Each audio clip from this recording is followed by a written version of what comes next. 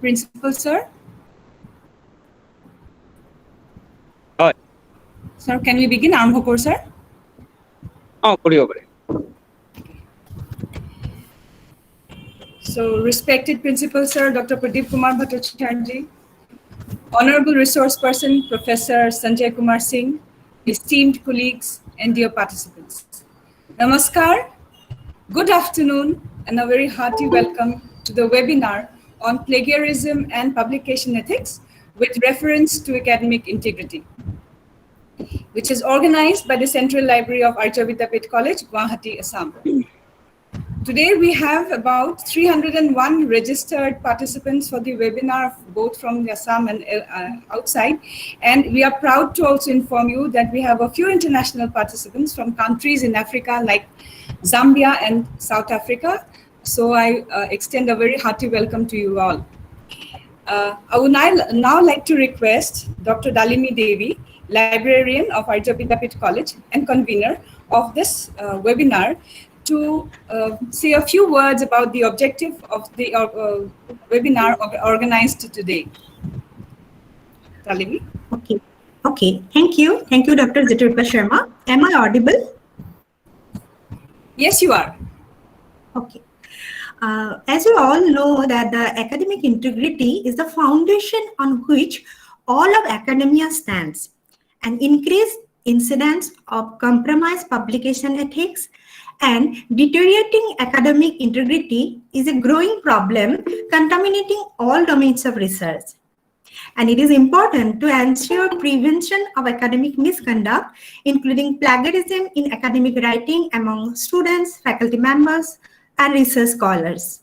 Therefore, knowledge about these aspects become essential for the academic fraternity. Okay, so keeping in view, the main objective of conducting this webinar is to develop understanding about academic integrity, plagiarism, and referencing, and spreading awareness about UGC guidelines on plagiarism, promoting integrity in academic research publications, empower participants to develop research content of high quality. So these are the objectives. So I'll now hand over to Dr. Jyotirupa Sharma to carry forward this webinar. Over to Bhattacharyya. Thank you, Dr. Devi. May I now request our Honorable Principal, Sir, Dr. Pradip Kumar Bhattacharyya, to deliver the welcome address. Over to you, sir. Yeah, thank you, Jyotirupa.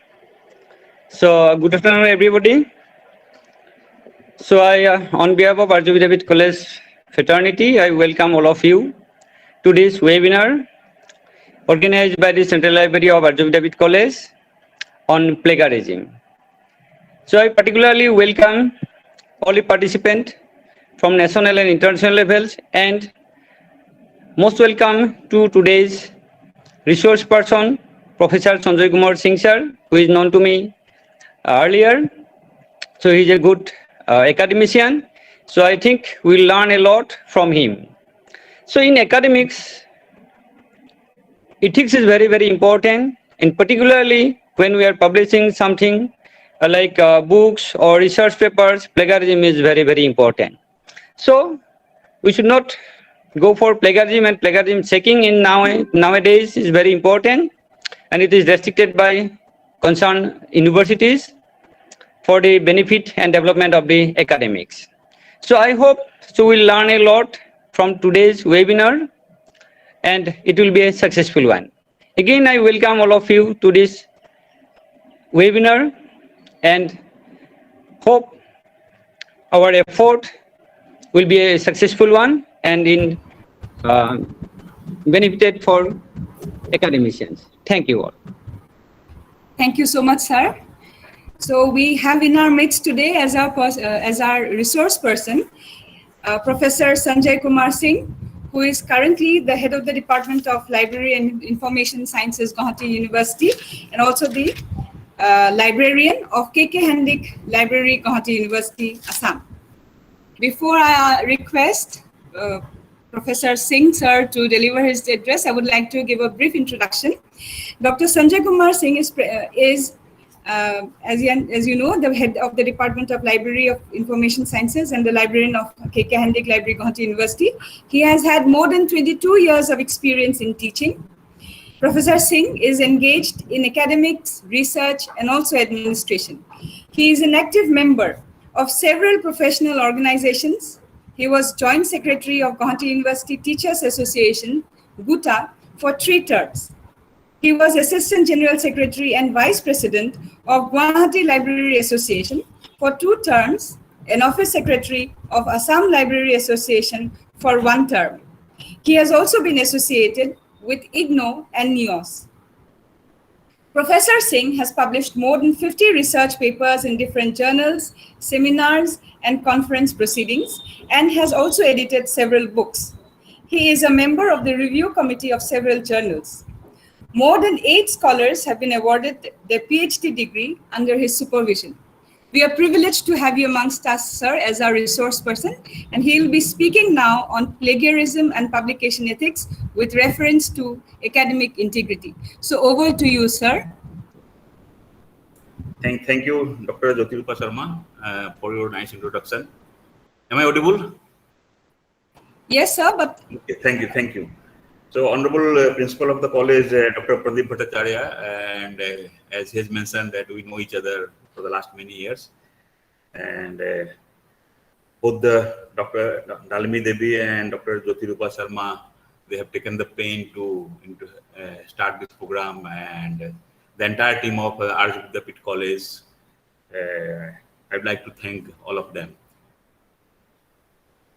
All the participants on the online mode, virtual mode, as well as on the live mode through the YouTube or Facebook live.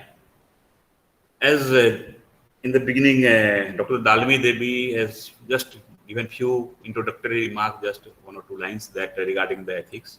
So ethics is very, very important. There is a say, we have already, all of you know it very well, that used to say that when wealth is lost, then nothing is lost, it is said.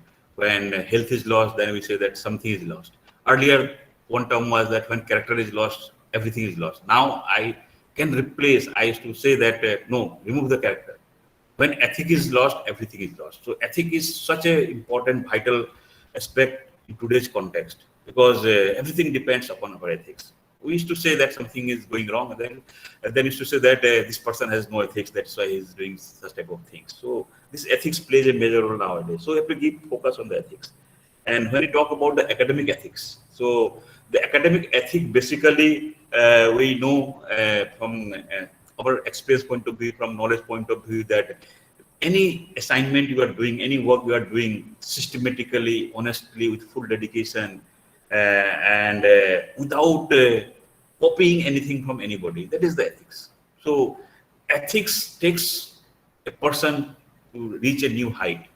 But if ethics is lost, then you will find that you will be a demoralized person, and nobody will be recognizing you in the society, and that type of things are coming our ways. So that's why when I talked with Dalimi that let us talk with the talk on the plagiarism, then we have in the discussion with the conclusion was that let us talk on plagiarism and publication ethics with reference to academic integrity, because academic integrity is directly related and associated with the ethics.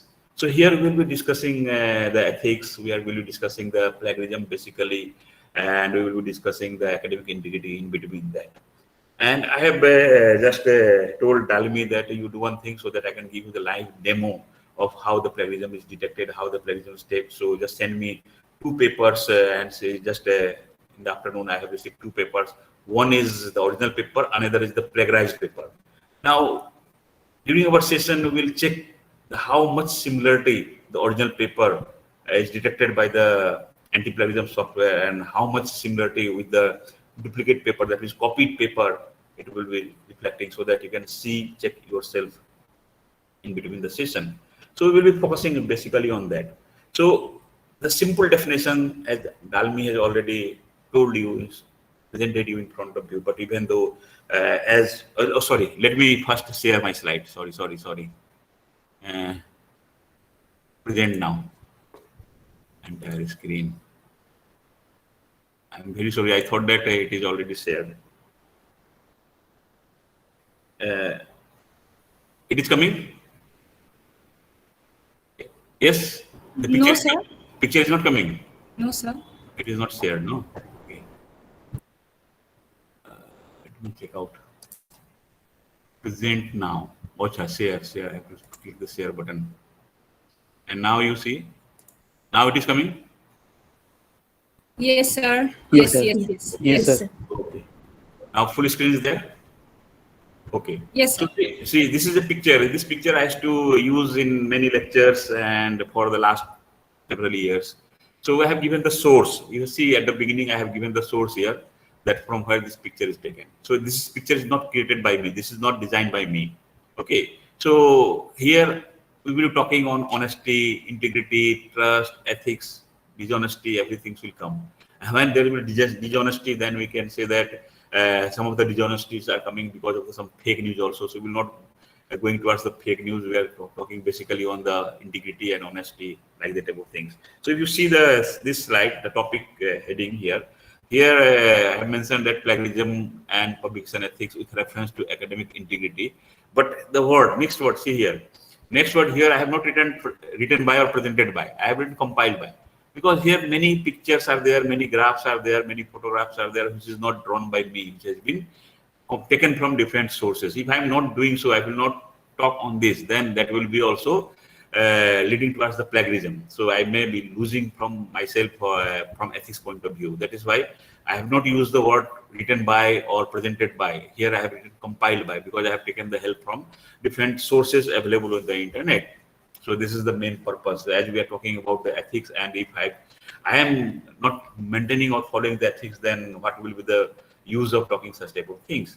So that is why this one particular slide I wanted to show you. Now, as I told you that Dalimi has already given a few one or two sentence definitions. So here I shall not be highlighting. Basically, my intention is to just pass on the message that if ethics is lost, then everything is lost. My intention is that. So this is, as you see, that this definition is common definition, and the ethics are the moral principle that we follow, that a person follows, irrespective of their caste, creed, sex, place of time. And when you say that behaving ethically, which involves the right thing at the right time and in the right way. So when you are doing anything in the right way, right personal way, etc., then, and if you are correct, if you are 100% true that whatever I have done, it is my own work, then you are not going to lose your ethics. You will be bold enough to face any challenge if it comes to your way. And this is the simple ethics, etc. Now, as we are dealing with the academic ethics, we should highlight on the publication ethics. So when I talk about the publication ethics, then you can say that it focuses on the moral principle that author must follow in their area of interest. So everybody's interest is different area.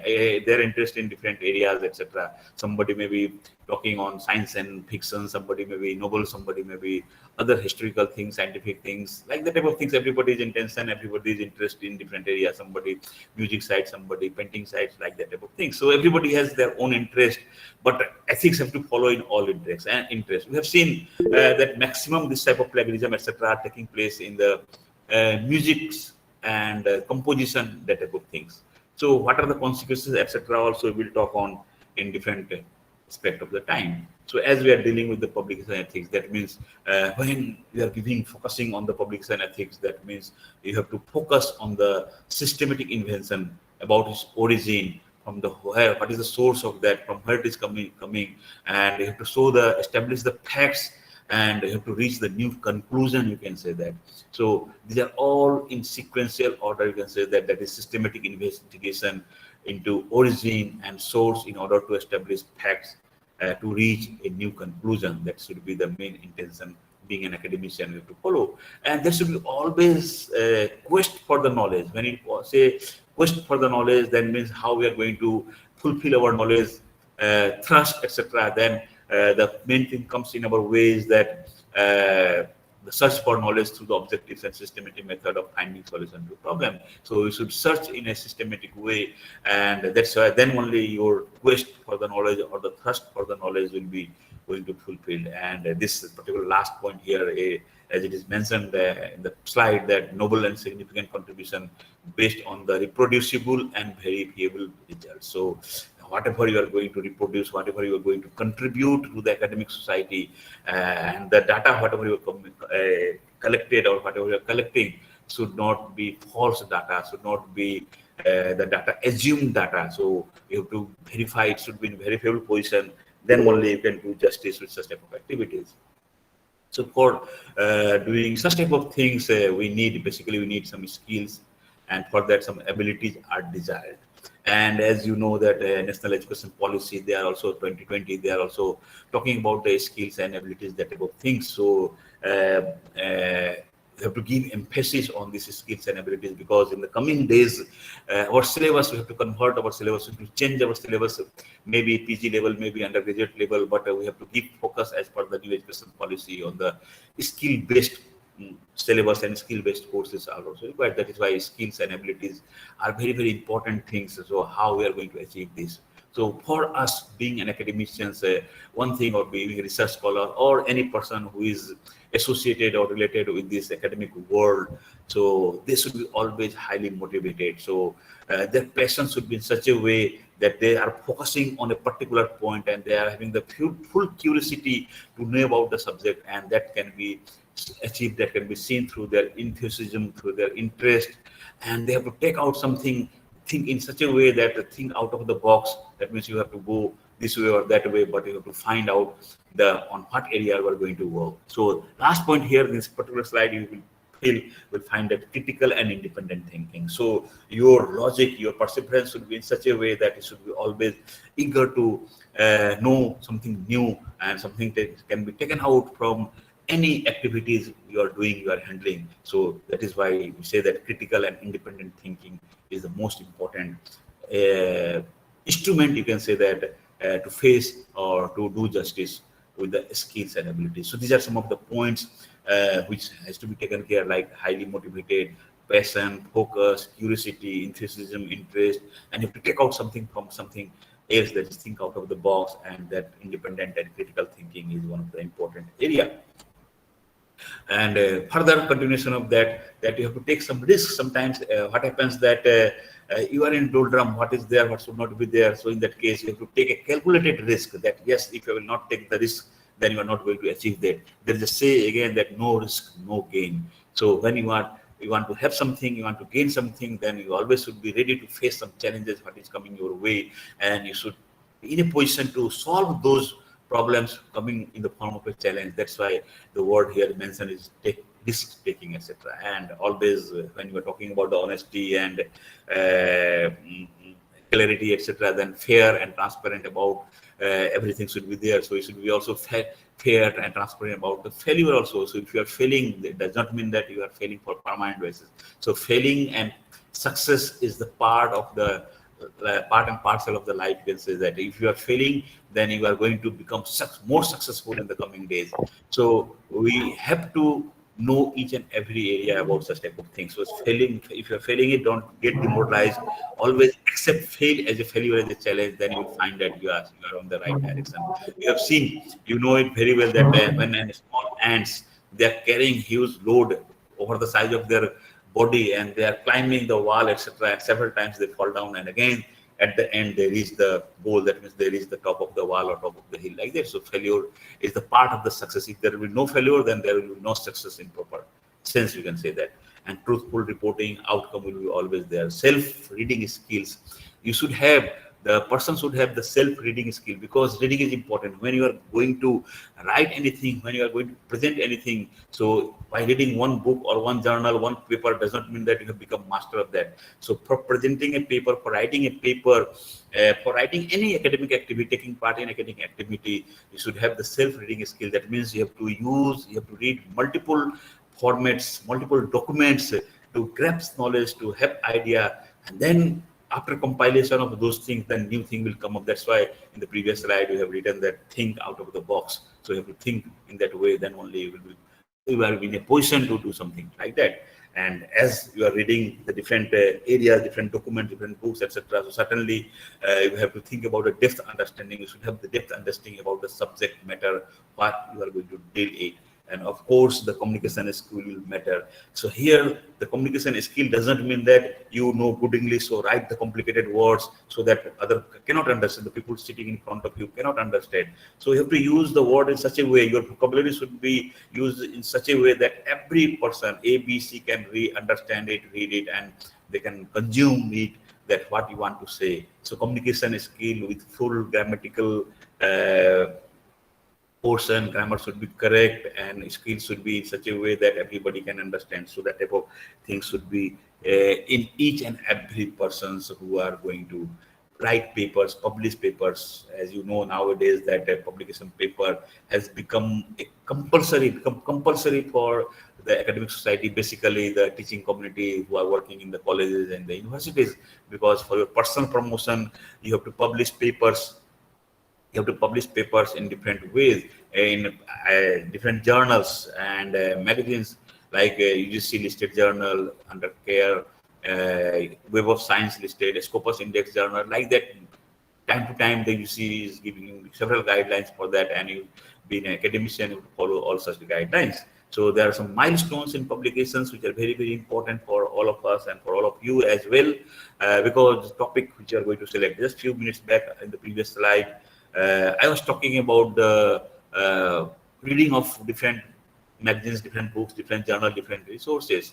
So selection of topic, it is one of the challenges nowadays, that on what area you are going to write, on what area you are going to present. So topic selection is a very tedious job.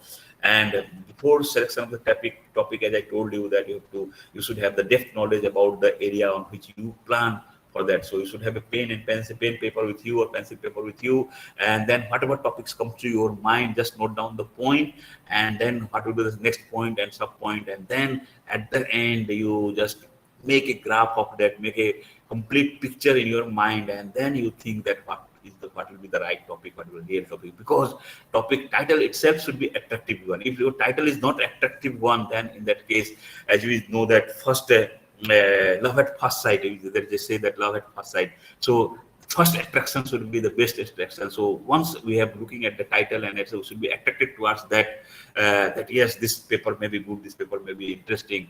So that type of thing, selection of topics should be in such a way that you have to give time on that while selection of the paper. But for that, in 1 minute or 5 minutes or 1 hour, it is not possible to select a topic. So for that, you have to work for weeks together, months together, then only your paper is coming. And if you see, if somebody is saying that he or she has published 10 papers in a month, it is not possible. 10 papers in a year also is not possible. If you are publishing 10 papers in a year in a reputed journal, it is also not possible. If you say 3 paper or 4 paper in a year, 1 paper in 2 or 3 months, then that is justified. Okay, so the type of things are there, many things are there. So milestones, there are various milestones. One of the milestones is the selection of the topic or selection of the title.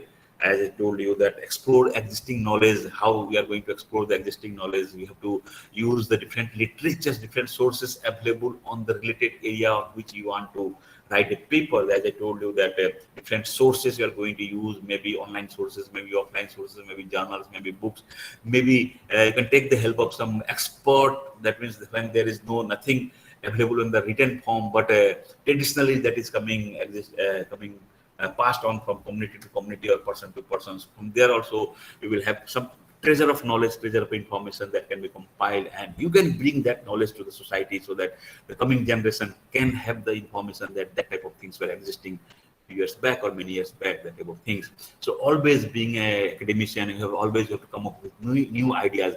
Already established facts are there, so forget about those established facts. When you are a composer, when you are a writer, so always bring the concept of new ideas, new concept, etc., so that the society will be knowing about what is coming from you or from your side, or what you are going to write in your paper. And implementation part, validation parts are very important. That will be coming in later part.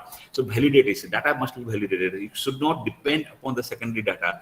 When you are using the secondary data, you must verify the source. You must validate the secondary data. Otherwise, later on, you may fall in trouble, etc. So publish outcome. And for getting such type of knowledge, ideas, etc., you attend some conferences at national level, local level, international level, and try to present papers in the national conferences, international conference, and try to publish in the try to publish in the what I can say, that reputed journals. You can say that reputed journal from where it will get some ideas, get some value in the society. Many people will ask you just to give your writing. I want to publish in the Souvenir. I want to publish in the just anything published from the society or published from like colleges are publishing, or in some festivals, or some occasions takes place, something is being published. So that time you can write just in simple way for there. But if you are writing a paper for academic purpose, then you have to follow all whatever things I am talking about at this moment. So you have to try to follow all such type of things. Then only you will be in the right direction. As I told you, that topic selection is a very critical job. So there should be always perseverance, then honesty, then dedication, etc. are there. So we can say that passion and interest in the topic should be always taken care of by for the authors. And nowadays, as you know, that everything is that technical form, that is ICT applications are being used for everything. So everybody has some knowledge, some ideas about the ICT application of information and communication technology. That means what I mean to say here is that we are talking about a technical strength.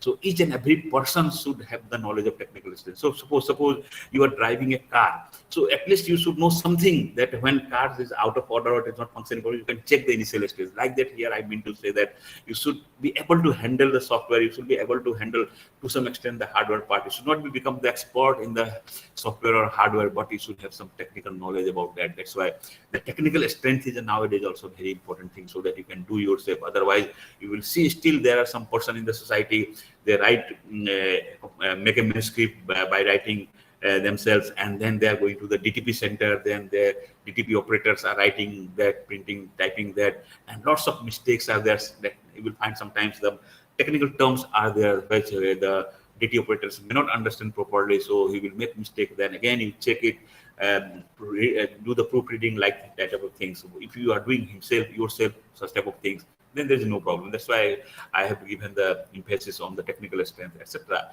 Theoretical, statistical, when there will be data, then statistical will be there.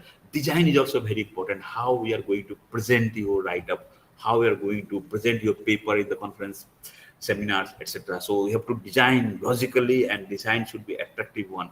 But as I'm not talking about the design of this your PPT, you might have seen or maybe knowing also, all of you know, or you're using it, that you will find some of the paper presenters are giving various animation, etc. In the PPT presentation, and sometimes because of the color combination, etc., the words are invisible. So that type of design is not required. Design here means the shape and size of the paper, what should come next to what you are writing, suppose introduction, definition, that type of things, then till you reach the conclusion, that type of design, etc. is very important.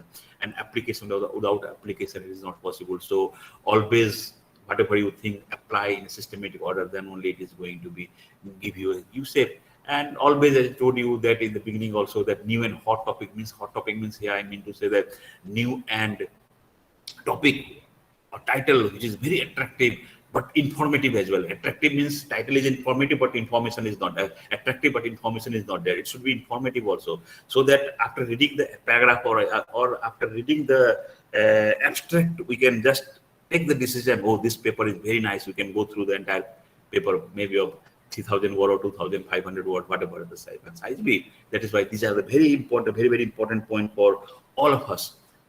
For the publication. So when you talk about the publication ethics, as I told you in the beginning, that ethics is lost, everything is lost. So what you have seen, you may be also knowing, practically we have seen that fabrication and falsification of data. So when a person, when an author is fabricating the data, doing the falsification of the data, then his or her ethics is completely lost. We have seen there are various examples, even in the research outcome, we have seen the false data or fabricated data are there. So we should keep ourselves aside from those fabricated and falsification of the data. Always you have to give the real data and accurate data. Try to validate the data. Validation is very important. Redundant publication, duplicate, salami. You have seen that many duplicate publications are available in the society. Same thing is published for more than one time, just title is changed, inside everything remains the same, or paragraph is changed. That type of things are coming. This salami is type of duplication of the paper, etc. So redundant publication, duplicate publication, salami publications are nowadays visible in the society in many platforms, you will find this type of things are repeatedly done. Multiple submission. This is one of the common problem we are facing, and which are against the ethics. You can say that multiple submission. The meaning is that suppose you have written a paper and you have submitted that paper to a publishing house, to a journal, reputed journal, and as you know that in some reputed journals, when you are going to publish, it takes months together, 6 months, more than 6 months also. So sometimes no communication from the publishing house, because there is a process of the review, editorial boards makes a process, terms and conditions are there for review, etc. So in the review process, it takes further times. Then by the time the author thinks that, oh, my paper might not have been accepted, or maybe rejected, or might not have been reached, that type of thing information comes to their mind. And what they used to do, they used to submit the same paper to other publishing house. And what happens, the other publishing house is also published, and the earlier from where you have sent, that has also published. Now your same paper is published in two different sources, maybe conference presentation, maybe book, maybe journal, whatever, edited books, maybe journal, etc. But if it is published in two places, that means you have done a crime. Your ethics is lost, because both are having the same information. Knowingly, unknowingly, it has been published in two places, so you are going to maybe punished for plagiarism, because that will come under the self-plagiarism. We will talk about the plagiarism, I will discuss on that. That will come under the self-plagiarism. So multiple submission, if anybody want to do it, either the paper should be rejected by the publishing house or editorial board or review committee, or you have to withdraw the paper. If it is time consuming, it is taking more than 6 months of time, then you write a letter to the publishing house that it is already 6 months has passed and it is not yet published. So I want to get this paper published in other source. So please, I'm withdrawing this paper. So after getting the withdrawal certificate, only then you can submit it to other places. So this multiple submission is very, very dangerous nowadays, and this is happening in many cases. So practically, we have seen this has happened in many cases. Authorship and orders. Authorship where order is also one of the important things. What common thing I will talk on this later on also. So what we have seen from practically that authorship, some of the papers, some of the edited books, research papers or other write-ups are written by 4, 5, 6, 7, 8, 9, 10, even up to 20, 24 authors we have seen.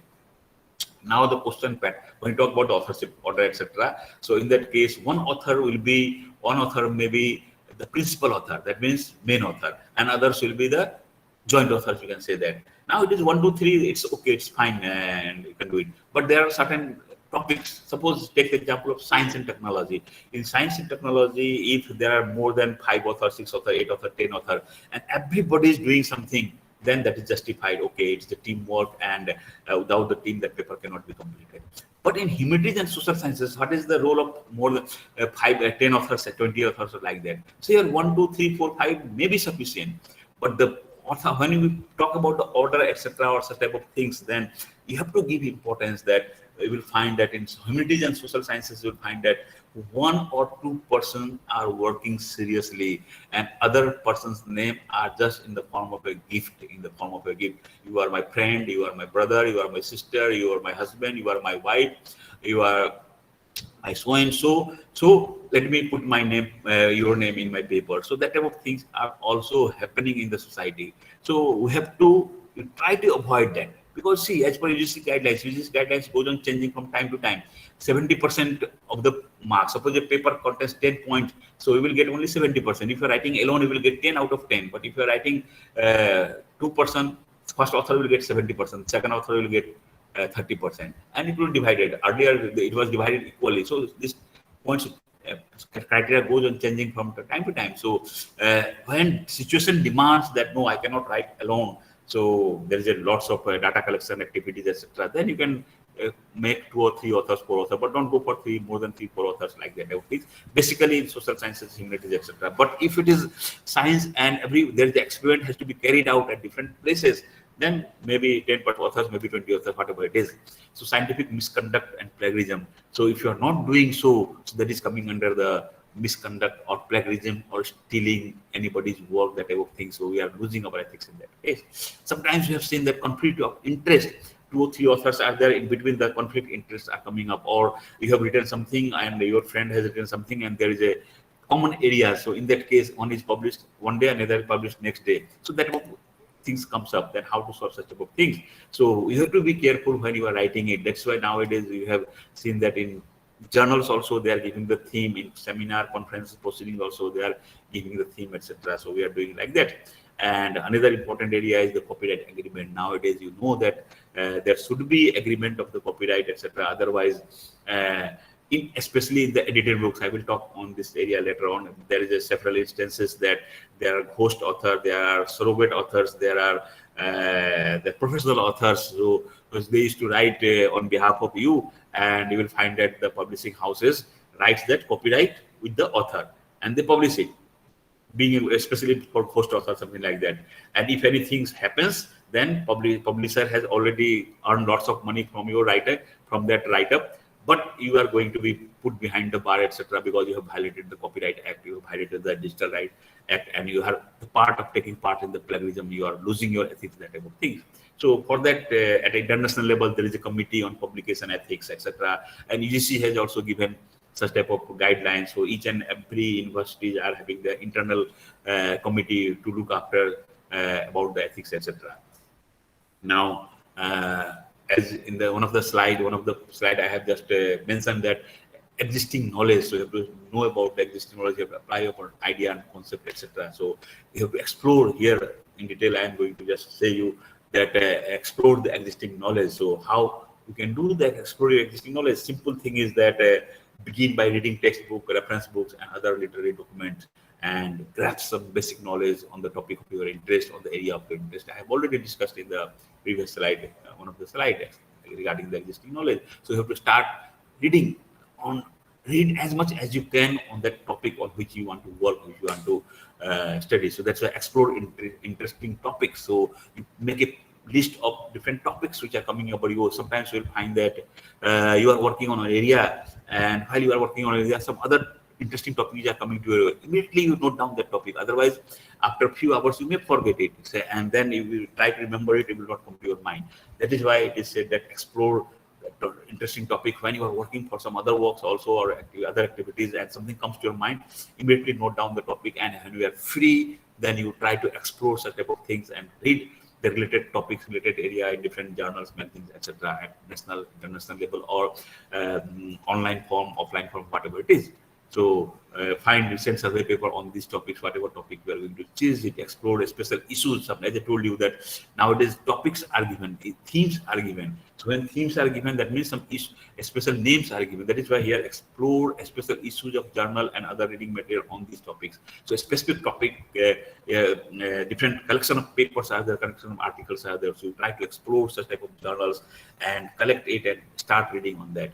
And as you know, all of you know that when you are attending any conference at national, international level, you meet various types of people coming from different parts of the country, coming from different parts of the world, and you exchange your knowledge. You try to exchange your knowledge. You are telling your information. You are trying to get his or her information. So if you are attending few conferences on such type of area, such type of topic of your interest, etc., then certainly you will find that your knowledge, existing knowledge, is increasing, and by the form of exploration, etc.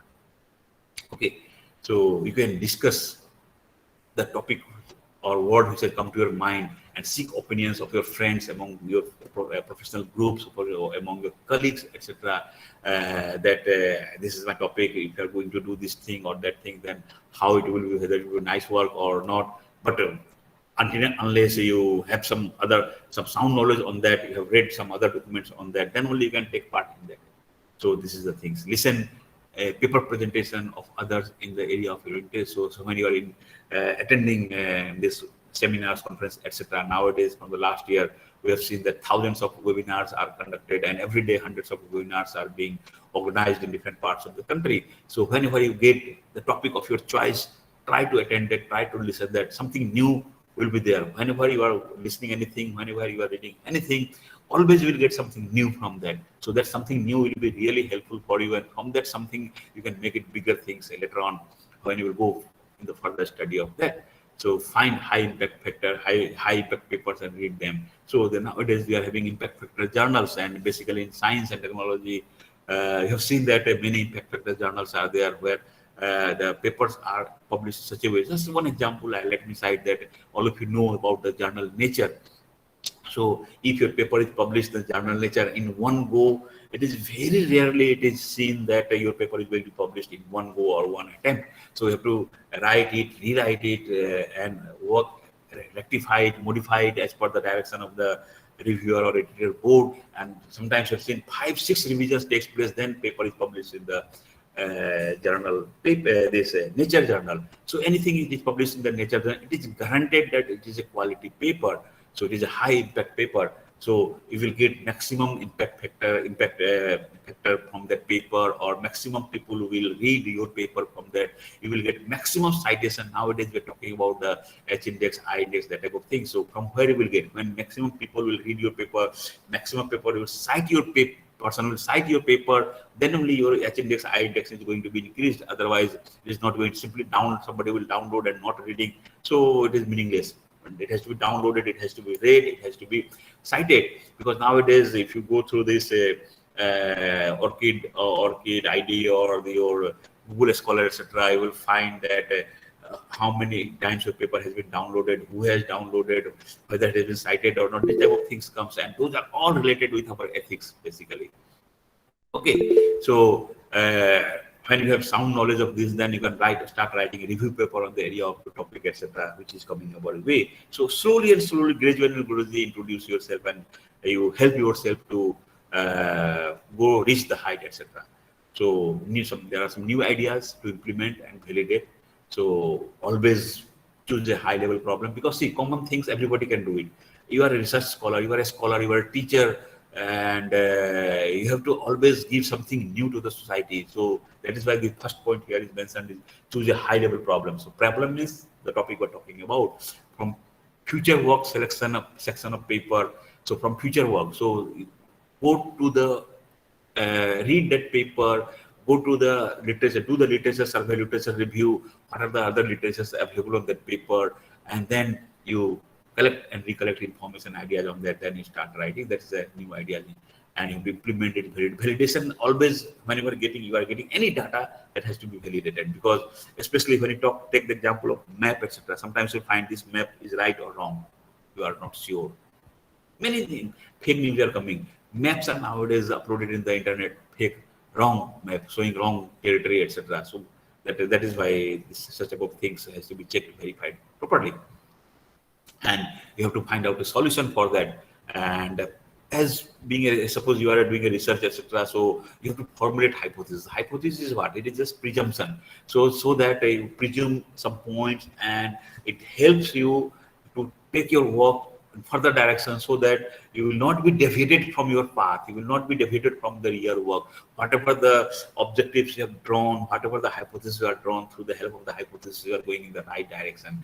And in hypothesis, what you are doing, you are finding out the solution problem, and then we are giving the solution from the various platform, from the various reading different documents, etc. So that is why hypothesis, even you are writing a small paper, so you should, what I feel, it is my personal view, that you have to formulate hypothesis so that your paper will be confined within the required parameters. Otherwise, if you are crossing the parameter, etc., parameters means size of the paper, area you want to discuss, then your citation styles, etc., language, skills, knowledge, etc., should be all under the parameter, etc., and the terms and conditions laid down by the publishing house. So you have to do the theoretical analysis, you have to do the empirical analysis, you have to do the statistical test to just verify the data, etc. Because without a statistical test, you cannot, how can you say that what is the percentage of outcome, what is the percentage of result, whether it is supporting it, whether it is not supporting it. These are some of the important areas. So publish your outcome, whatever the outcomes you are working on, that must be published, that must be known to the society. If the society is not doing, nowadays we are having various forums, not only newspaper or periodical or journal. Nowadays we are having the this WhatsApp groups, we are having this Twitter groups, we are having Instagram, we are having Telegram, so various platforms, Facebook, etc. We are having various platforms, YouTube channels. We are having various platforms nowadays, and you can use that platform to explore the outcome, etc. But again, whatever the outcome you are presenting, that must be correct, that must be true, Otherwise, if you are publishing any wrong thing in the social media, etc., then immediately somebody will catch you.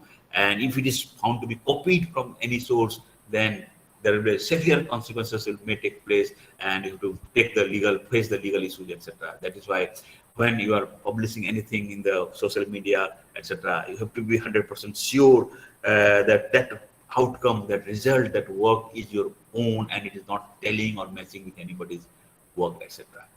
So you have to make effort to prepare a paper with a good chance of acceptance. If whatever I have told you at present, if you follow such type of things, then there is every chance that your paper is going to be accepted, because you are following all the terms and conditions laid by that.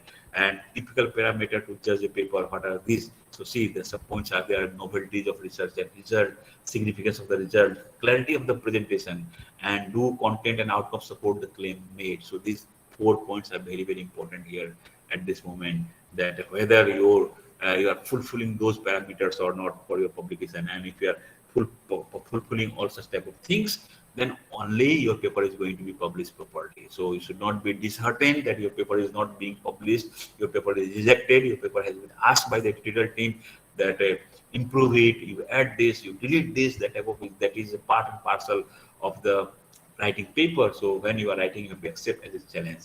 So what are the facts for writing a paper? So there are some points regarding the fact for writing a paper. The same thing, whatever I have just repeated, same thing is coming in the form of a point here, that you must be honest, you must be truthful, you must be accurate presentation of finding and whatever work you have done it. So ultimately thing is that honesty, truthful, accuracy, etc. are important. Then the data, material data, results should be saved, preserved for several years after publication. When you have published, that should be preserved in such a way, because for you it is primary data, but when it is sent to somebody or it is published, for them it will become the secondary data. So that data will be preserved, and if your data is correct data, then there will be no problem in the future, and that will be always cited by many people. So do not fabricate. This is a warning to all of us, that do not fabricate data or result. Reveal full details of the research. Always write information to right person at right time in the right way.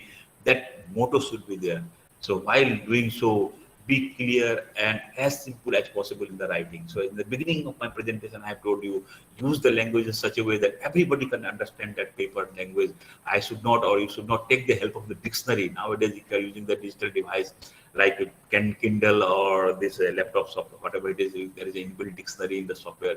You can check it. But if you are reading on the hard printed version of that, so in that case, you will have to take the help of the dictionary, etc. So that is why it is suggested that while you are writing, you may be knowing better English, good English, but don't presume that everybody is knows better English or good English.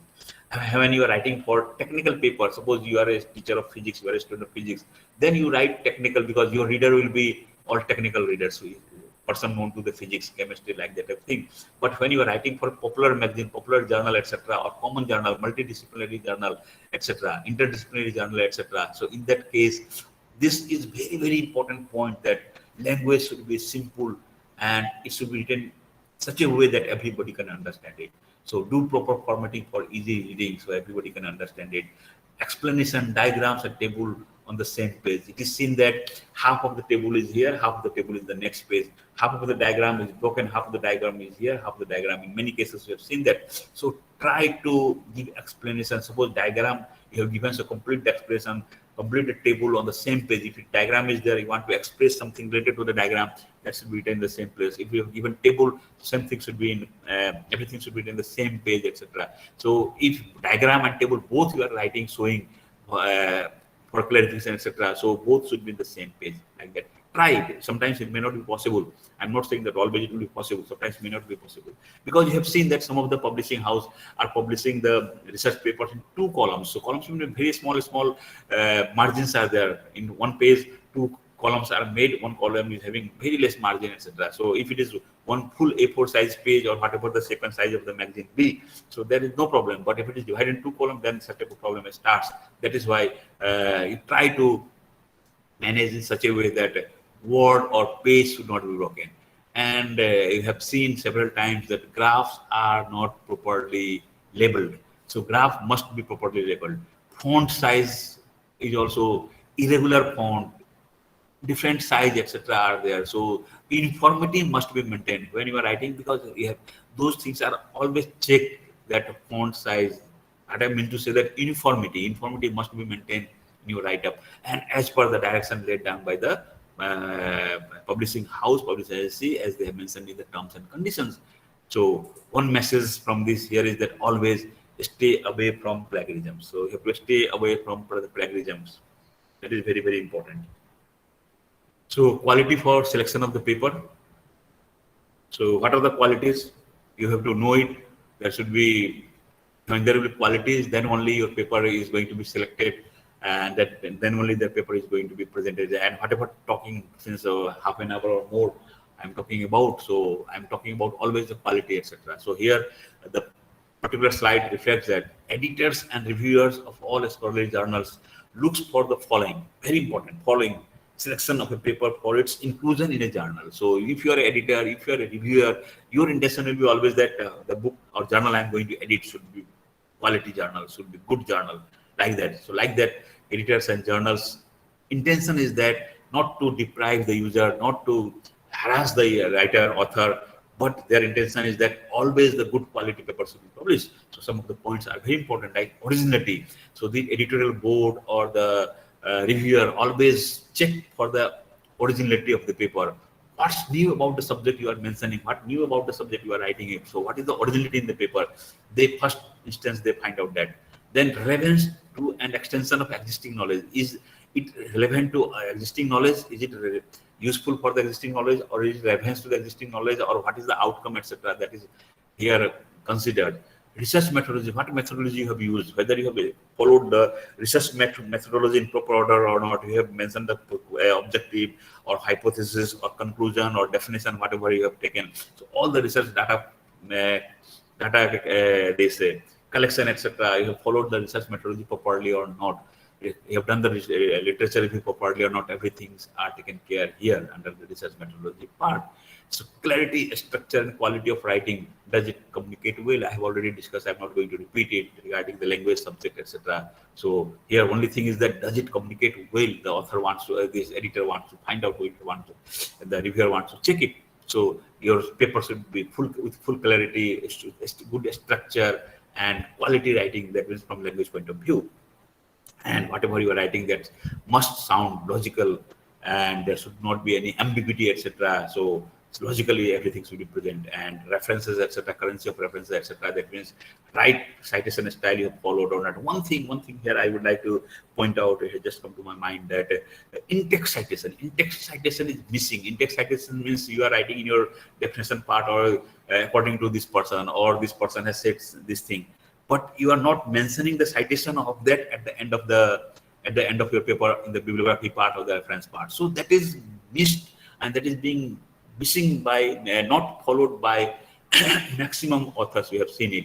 So good quality journal, they used to find out, they should check that also, that when you are citing any author, any publisher, any scientist, etc., you have taken definition of any scientist, any persons, or you have mentioned any source. So the full detail, that citation must be there at the end of your work. That is call it in-text citation. That is very, very important. So that should come under the currency of references, etc. Everything. That proper citation is there, not proper referencing style you have to used or not. So that these are the important areas. Compliance with the editorial scope and objective of this journal, that I have already told you that whatever the editorial team has finalized, etc., that you are following or not, that is very important.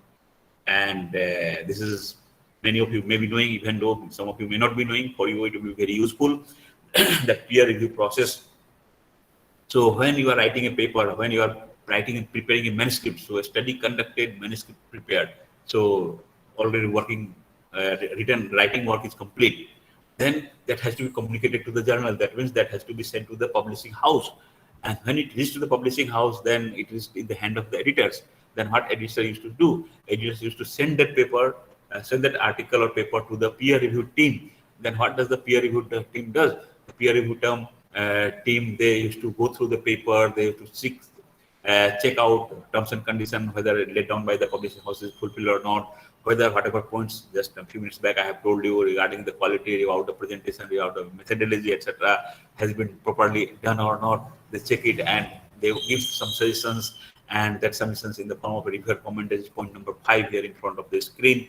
That reviewers comment are communicated to the authors, then paper article is rejected or revised and resubmitted. If it is rejected, then also the author is informed. If it is revised, revision is given or resubmission is given, etc. Then also that message has to be communicated by the editorial board to the peer review team. And then according to the suggestions given by the peer review team, the paper has to be again modified and checked, and again it has to be sent back. And they used to give the time frame, maybe 10 days, maybe 1 or 2 weeks, maybe 1 month, like that.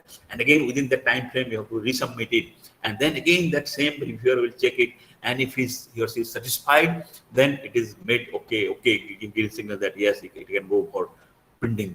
And when it is accepted, then when it meets all the conditions, etc., then the next issue it is going to be published. But if it is again some suggestions are given, then again the authors are just sorry.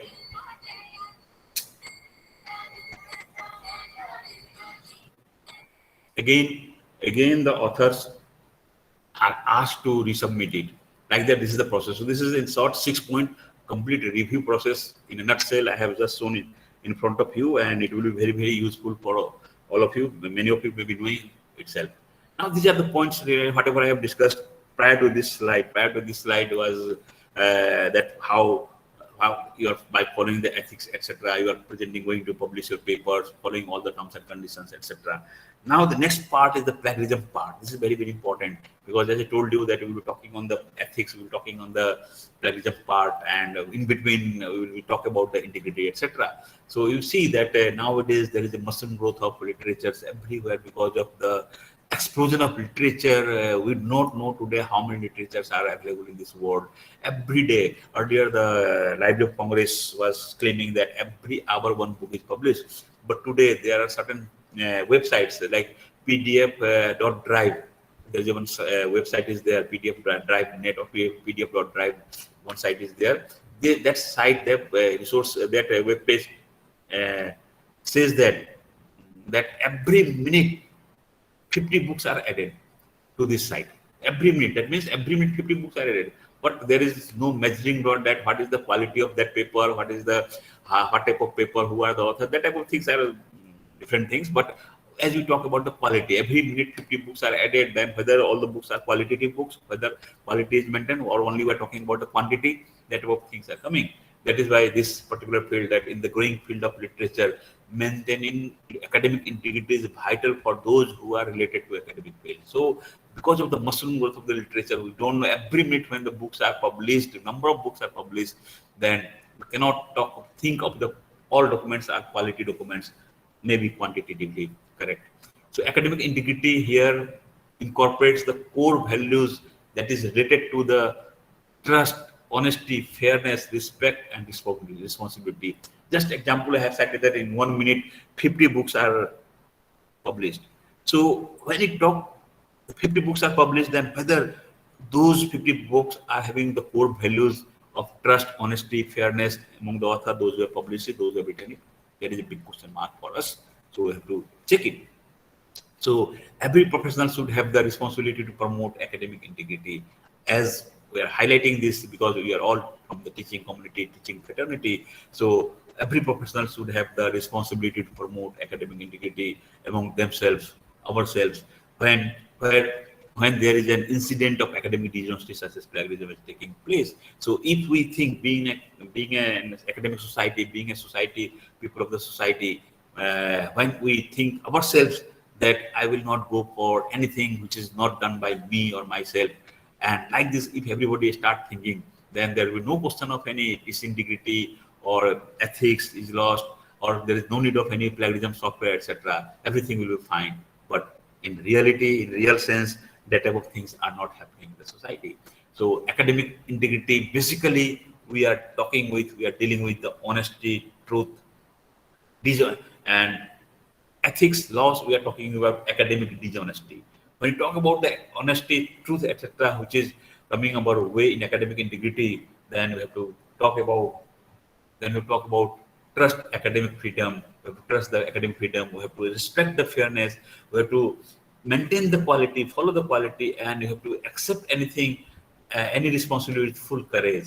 And in the opposite side of it, when we talk about the academic dishonesty, etc., then academic misconduct, literary theft, cheating, stealing, copying, fabricating data, etc., are coming under the academic dishonesty. So we, being the citizen of our country, being the society or academic society, we should go for the first part, that is academic industry, academic integrity. We should not even look at this next part, that is academic dishonesty. But it is very, very unfortunate that that type of things are also happening. So today we are in the futuristic society. Always we talk about the futuristic approach, in which direction we are going. So basically change is inevitable nowadays. So everything is changing. So you have seen there were small smartphone was half 500 grams and more size. Now it is a few gram size. So because of the change, because of the technology, since last year due to the pandemic, we have never heard about the webinar, but we are now part and parcel of this, and that has become our habit, that we are discussing everything in the online form. So these things are possible because of the change, because of the innovation taking place, because of the online learning, because of the electronic resources made available through the digital library. So many concepts are there here. I would not like to discuss each and every area. Only my intention is to just say you that because of the changes, everything is possible, and living in the changing society, technologically changing society, we have to overcome and have to follow, and we have to know how to handle such type of things promptly. That is our intention here. Changing information landscape. Our information landscape is changing as it has. In the previous slide, I have talked about the explosion of literature. So explosion of information is there, and everybody is free to write anything. Everybody is free to publish anything. So because of that, the literatures are increasing at very fast rate, very fast pace.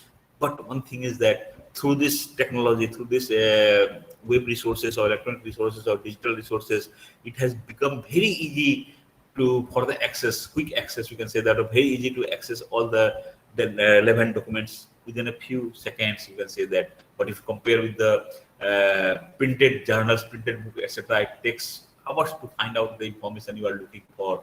But it has become simple way to find out. Only the few keywords you have to use, few terminology you have to use to find out the words. So nowadays information are available in multiple formats through different networks. We're having various networks, various platforms are nowadays here.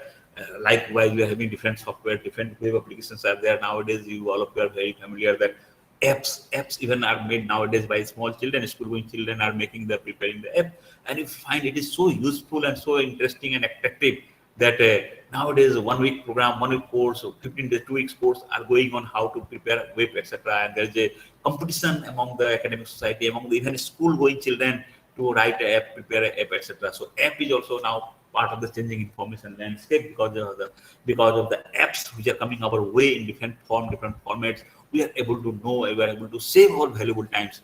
So for doing such type of things, for handling large amount of data which are available in digital form, we have to use the smart technology. So we need a smart technology. We need a smart device. Your mobile phone should be smart. That means a smartphone. The people should be smart. Information should be available in a smart system, smartphone, like that type of things. So these are some of the information related to changing information landscape. And these things, when our ethics are lost, then what are the plagiarism forms of plagiarism? We can say that. So these are just few information, that is citation plagiarism, or when one fails to cite and credit similar previous work in the write-up, or I have already told you regarding the multiple publication, etc. The same or similar content in different conference journals or any sources, etc. So those are leading towards the violation of the copyright, digital right, and intellectual property right. So include other writings as your own. So this is also, if you are claiming anybody's writing as your own, that is also coming under plagiarism. That is also part of the ethics. We can say that. This is again very much common. I used to talk on this every time, that on the left side it is mentioned that internet had made it easier for everyone to create papers and plagiarize. On the right side it is mentioned that internet has made it very difficult for everyone to create papers and plagiarize. So same thing, if two different things I am talking about the same, that one side I am saying that it is made, computer has made easy, internet has made easy to plagiarize, and other side I am saying it is made difficult to plagiarize. How and how? So very easy means There are n number of literatures, resources available in the internet, and you are copying it, pasting it, claiming your own. That type of things are leading to as the plagiarism. And other side, whatever you have copied and whatever you have pasted, that is being checked by the internet itself through the anti-plagiarism software, and through that one can record that you have done 100% plagiarism. You have copied this thing from this source. This is the line you have copied. This is the paragraph you have copied. This is the name of the book. This is the name of the journal you have copied. So that is why it is said that through the internet, everything is possible. Copying as well as catching, both are possible with this technology. And this technology is changing very fast. So from layman point of view, what is plagiarism? Presenting simple layman definition you see here, that presenting another's original thought or ideas as your own. As your own. So that is the plagiarism, using another's exact word without proper citation. As I told you that if you have in-text citation, when you are missing that proper citation, then also it is coming under the part of the plagiarism, that you have used the definition of a person, you have used the right of a person, but you are not mentioning that person's citation references in the next part, etc. So that is very important for all of us. That is the simple meaning of the plagiarism, etc. So this is just a graphical representation what is plagiarism. So one person is copying something, one person is trying to hide it like that. This is a simple example, just a graphical representation with this picture. So this is the example of the plagiarism. Yes. Then how papers are made, as I told you, various methods are there. See, this particular person, what he is doing, everything remains the same, and he is just changing the author's name. By, he will write his or her name. So that is direct 100% plagiarism. The type of things are also available. Even thesis, the cover is changed, title page is changed, title remains same, everything remains same, university name is changed, and name of the university, name of the supervisor, and name of the researcher is added, and again it is rebound. So that type of thesis is also available in some of the libraries in the country, university libraries in the countries. So that type of things, plagiarism. Nowadays, earlier that was done, nobody was able to find out, nobody was able to catch it. But today, by the help of the technology, it can be caught properly. So in simple way, it is an act of stealing someone's work or to pass it off as your own. This can apply to anything from papers, photographs, songs, music, composing, etc. Everything. So in simple way, you can call it, it is a type of intellectual theft. It is a theft. Directly, you can say that it is a type of intellectual theft. So it includes someone else's exact words without using quotation marks of a citation. I've already discussed using someone else's ideas without using citation, even if the source is in the bibliography. So you have not mentioned, you have written the source, but you have not mentioned. Using rearrange words from a source without citation. We have seen that you read a paragraph and just change the paragraph and write as your claim as your own. There is a software called Spinner software. It is a commercial software. So through the Spinner software, put the write up your paper in that Spinner software and spin it. Then paragraphs, lines are changed, and if you read it, you can understand something. Then when second time you spin it, then something again completely it will change, and something more you will be able to just find out that something related to this topic has been written. But when you are using spinning again and again, third spin, fourth spin, then there will be no meaning of that paper, and that will become 100% complete new paper, and no plagiarism software can catch that paper. But you should have the knowledge, you should have the ideas how to again rearrange those words, these sentences. If you are doing it, then plagiarism, that Spinner software is easy, useful. Otherwise, it is meaningless. So Spinner software is there. Through that also the complete set is changed. But even though if it is caught, then it will come under the plagiarism. Okay, so rearrangement of the word, etc. are also coming under the program. Now the question comes, why people plagiarize? Why anybody is plagiarizing? Why we are going to the shelter of this? Quickly I will take, because it is already more than 1 hour. So why people plagiarize? So, lack of time or lack of planning may be one of the reasons. Pressure to publish for career advancement, as I told you in the beginning, that to accumulate the point, everybody is becoming author nowadays. Because of that, we are having the explosion of literatures. So pressure to publish is one of the point, maybe one of the point. Whatever point I'm showing, these are not all maybe. So lack of time may be the one of the reason. Pressure to publish may be the reason. Fear of failure may be the reason, that if I write myself, then there will be lots of mistakes will take place and my paper will not be published. That is fear of failure. Okay, so I have already talked about the failure, etc. in the beginning. Lack of enforcement, lack of knowledge, laziness is also one of the example. Competition here, see, this is very interesting. Competition, parental and colleagues pressure. In your house, you will find that, oh, his son is doing this, my son is doing nothing. So my son will do better than this. His son is writing no too many papers in this journal, that journal. Why my son is not, my daughter is not writing? So that parental competition is there. Colleagues pressure, colleagues put pressure. Right? He has written this number of paper. Why you have not written this number of paper? So that type of things are accumulated to influence the other. In certain cases, we will see that to influence the others, also the papers are written. So when you are not in a position to write the right paper in right way, then such type of people, such type of sick people take the shelter of the plagiarisms, and then this thing starts coming up. And once you are you have involved in such type of activities, then till you are caught red-handed, till you are caught by the system, till you are going to be punished, so you will be practicing in that way. So that is why you have to check yourself in the beginning itself that no, I will not do such type of things. So there are hundreds of types of plagiarisms are available here nowadays. Many new terminologies are coming up. So some of the important terminology I have mentioned here, there are many more. If you go to Google and type what are the types of plagiarism, you will get hundreds of plagiarism type and definition, etc. So complete plagiarism, when you are copying 100% everything you are copying, that is the complete plagiarism. Copy and paste. This is one of the oldest technique for the copy, doing the plagiarism. Simply in Word, MS Word, MS Office, you know it, that copy and paste. Copy it, cut it, and paste it wherever you want to paste it. That is one of the simplest method of copying and pasting. In other words, we can say lift and fit. You lift from here, fit there. So that is coming in the type of plagiarism. Word switch plagiarism, that means you have read the paragraph and you just change the words. So just a spinner example I was citing was, a spinner example is just like word switch plagiarism, it is coming under. So words are changed, rechanged, and paragraphs are again rewritten like that.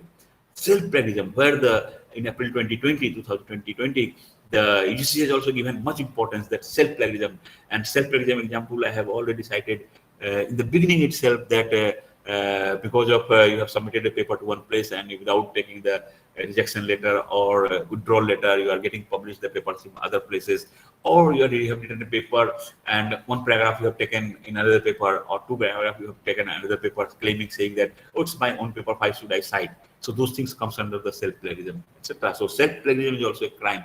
Even your own write-up, if it is published, you cannot copy it, because suppose it is a journal, so copyright is the publishing house, so you are violating the copyright here. Even you are the author, you are copying from your write-up to write another paper, that is also a crime. Okay, so you have to check such type of things also. So already continuation of that type of things, that source-based direct plagiarism I have already told you, paraphrasing, mosaic plagiarism, accidental plagiarism. Sometimes accidental, let me tell you, accidental plagiarism, it is just knowingly, unknowingly, if you are doing it, that regarding this multiple submission, etc., that may be the accidental one. So there are various ways and means of the plagiarism. I shall not. Style plagiarism, idea, you are stealing the ideas, you are stealing the style, etc. Metaphor plagiarism, when you are creating the metaphor, etc., then the words you are changing and you reusing the words, etc., that is coming under this thoroughgoing plagiarism, and copying everything from one source to another source. These are all coming under this. So the red mark things, this one, if you read it, that you can see, judge yourself that if we use our own about a topic and supporting it with the borrowed material using references and quotation, then this could be avoided or this could be minimized. So this bold written paragraph in the red ink, if you go through it and you have to follow, then only our ethics will remain tagged. So if we use our own about a topic and supporting it with borrowed material using a reference and quotation, then this could be avoided. And online plagiarism, as I told you, copy and paste and online, this is widely used and this is helping a lot to plagiarize the information. So there are many online plagiarism detection tools. If you go to the internet, again, you will find hundreds of plagiarism detection tools. So many websites are there nowadays. Even the school-going children starts developing apps to check such type of things that are available in the society. So because of the rapid expansion of information technology in the present era, plagiarism is increasing at every second, but it is also checked at every second, you can say that. Therefore, many software companies, they have started developing it. And the next few slides will be reflecting on this.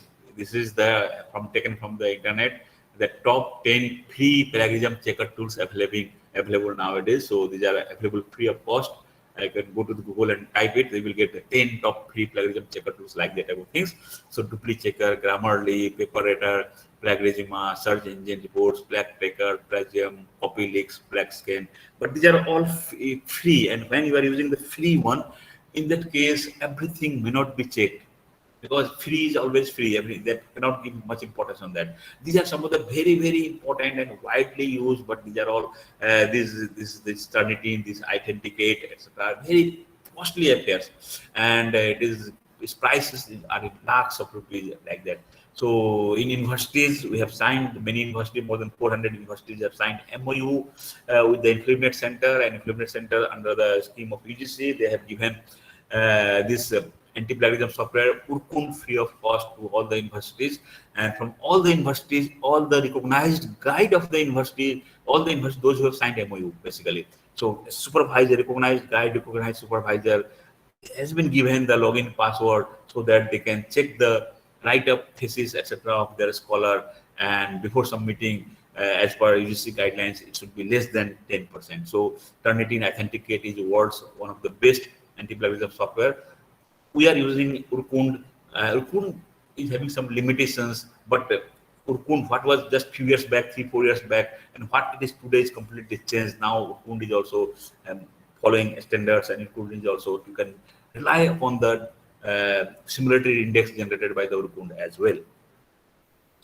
So these are some link, etc. given to you, and just to check it. Viper, Plag Tracker, plagiarism.org, Turnitin. These are Turnitin is commercial, Authenticate, Plagiarism Checker, Plagiarism Detector, and many more software. You can go to the any search engine and you can have the information about things. These are some of the screenshot of some of the anti-plagiarism software. Just I will pass it quickly.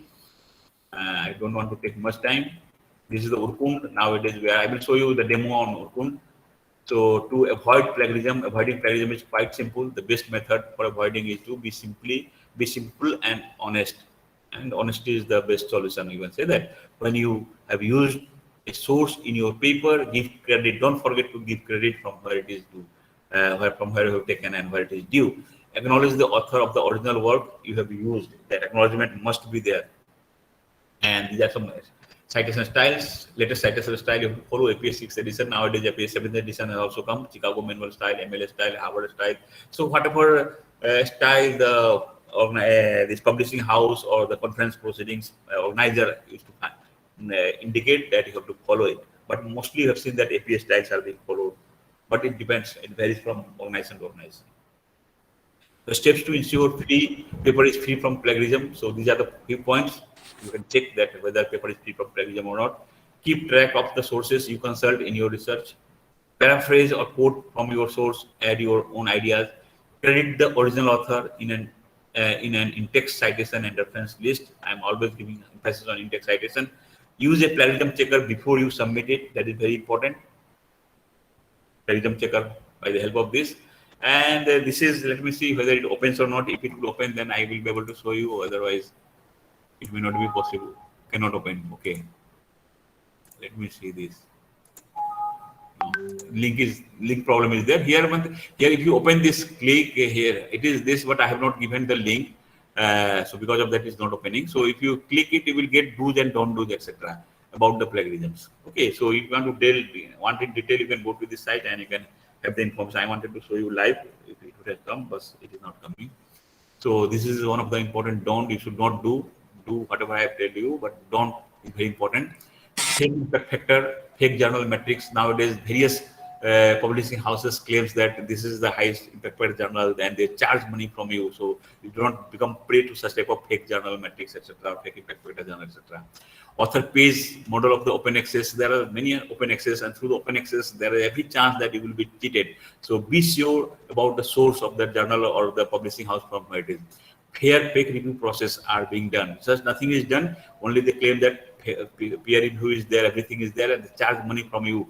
Even it is said that up to 30,000, 50,000 rupees are being charged, not charged, being cheated to innocent people in the name of publication in the Scopus Index journal, that type of things. It starts from even 1,000 rupees to 50,000 rupees, and some of the people are becoming prey. That is why I have mentioned here, don't do this, and don't fall prey to call for paper. Today, if you are opening your website, email, etc., or WhatsApp message, etc., you will find call for papers. So when if you find any call for papers, don't directly believe on that. Go to the depth, try to check out, find out whether that call for paper is genuine or not. If it is not genuine, then don't become prey for that.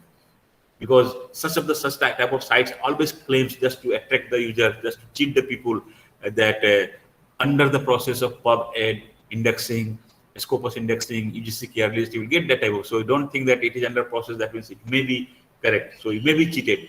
Your money will be looted like that. So be 100% sure before clicking those type of things. So without sure should not become prey such a claim.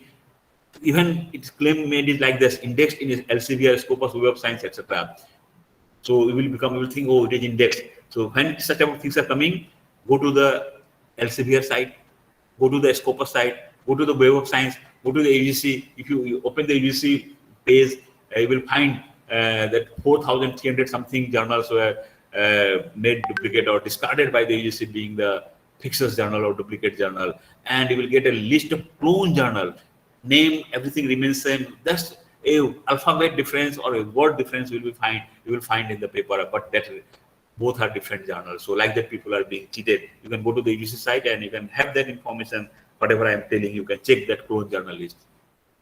So you have to be careful. Being academician, you have to be careful because it happens everywhere. So ghost writer, author, professional writer, author, surrogate authorships, gift authorships, and anonymous authors. So ghost author is a group author who writes. Suppose many publishing house nowadays gets your book published. The agent will tell you have to pay 50,000 rupees, 1 lakh rupees, and your book is published in 1 week.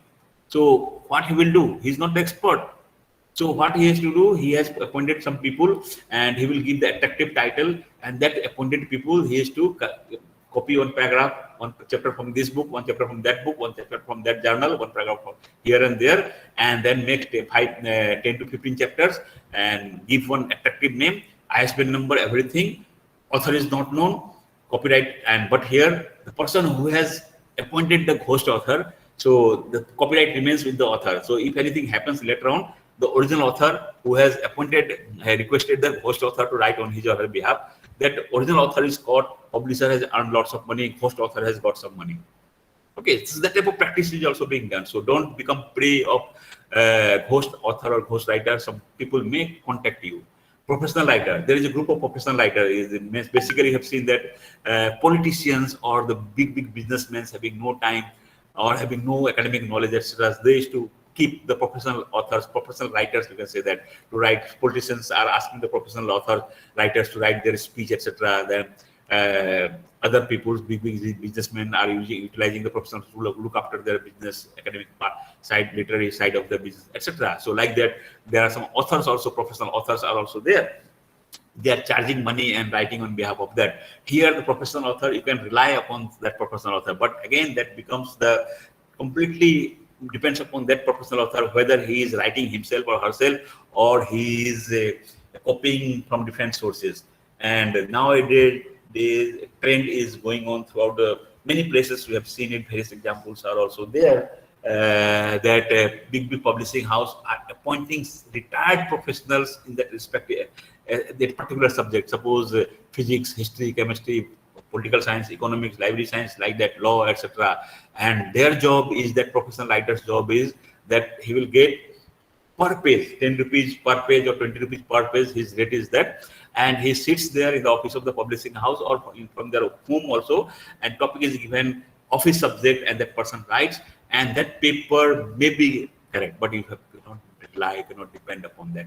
So professional authors, be careful from the professional author. Also, surrogate authorship, as I have shown one picture to you, that in one of the picture the write-up is same, or title is same, the author name is being whitened. That means something, author name was removed with whitener and new name would have written. That is surrogate authorship. That type of things are coming under that. So that is also practiced a lot. Gift authorship, here you will find that adding the name of the spouse, friend, etc. I have already talked about this at the time of in the initial part of my presentation, that 15 authors are there, 20 authors are there, 10 authors are there, only 1 or 2 authors are working properly, others' names are in the form of a gift. Anonymous author, that is somebody writes by pen name, or pseudonyms, whatever you call it. So anonymous author is also there. So in anonymous author or this, you will get this thing. But my intention here is to tell you that you have to be careful from such type of activities. And it happens when the author has poor time management. I have already, region of plagiarism, I have already told you. There is an exception that one will publish maximum in short time. The student or research scholar has dreamed to prove as a better performer, lack of self-condition, confidence, etc. If there is no plagiarism checker, so what will happen if there is no plagiarism checker? Some of the writers feel free to be unethical. So that is, this type of things are still going on. And reasons for sudden growth of plagiarism, if we talk about, if we see it, then today everybody is affectionate of higher education. As I told you, for personal performance, promotion, etc. If you are not getting time, but you have to write paper, etc. So these are maybe the reason. And these rules and regulations are amended from time to time by the agency also. So whatever the reason, maybe you should not become prey of things. So this write-up, etc., accumulation of points, etc., has brought the revolution among the academic communities. So who will accumulate how many points? So for doing such type of things, for reaching the target, etc., this type of things are coming our way. So we have witnessed that this type of things are coming in the academic society itself. And because of the massive growth of literature, no area is left untouched. Everything is there. And if you are anybody's copying, that means we are violating the copyright, digital right, and intellectual property right. So that should not be violated, whatever we are doing it. So these are some of the penalties. Quickly, I am passing it. So there's penalties and punishments if it is caught red-handed through the device or by other means. So public disclosure is done that this person has done this thing, so that it will bring shame to the people in the society. Warning is given, then awarding 0, no credit for the work. If some points are there, so we'll get 0 for that. No credit will be given for that work. Withdrawal of degree, if you are done for some honor or award, etc. So your degree or honor will be withdrawn from you. Loss of research funding, if you are doing the research funding, getting fund from like ISSR or EGC or other funding agency, etc. And if it is caught that you have done the plagiarism, etc., then you have to return all the money to the funding agency. So loss of research funding agency, like that type of things.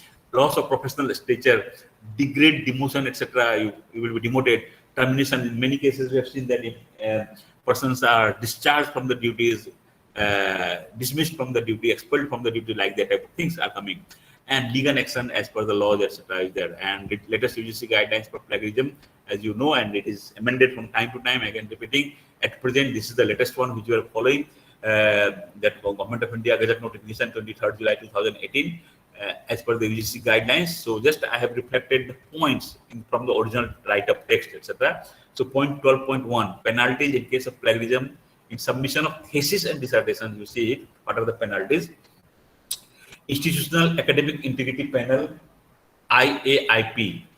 As I told you that a common integrity panel should be prepared. So each institution should have their own academic integrity panel, and it's an imposed penalty considering the severity of the plagiarism. So suppose, for example, literature, language literature, you're using quotations. Your text is half of the 50% page is quotation, full of quotation. So certainly you may miss, knowingly, unknowingly, and it will be shown, plagiarism will be shown. So in that case, what will be the solution? You have not done it. There is a demand of the write-up, etc. So in that case, this type of society, academy, this type of panel will take decision that beyond 10%, up to how much percent it can be considered for that only. Otherwise, you have to face the consequences. Similarities up to 10%, minor similarities, no penalties. Level 1, similarities between 10% to 40% if it is caught. Then such students shall be asked to submit a revised script within a stipulated time period, not exceeding 6 months. Within 6 months, you have to rewrite it. Level number 2, similarities above 40 to 60% in between. Then such students shall be debarred from submitting the revised script of the period for 1 year. For 1 year, he will or she will not be able to submit the thesis. And then level number 3, similarities above 60%. Such student registration for the program shall be cancelled. So this is the penalties for thesis and dissertations. Now you see regarding the papers, penalties in case of plagiarism in academic and research publication, papers that is. Level of similarity up to 10%. Minor similarities, no penalty.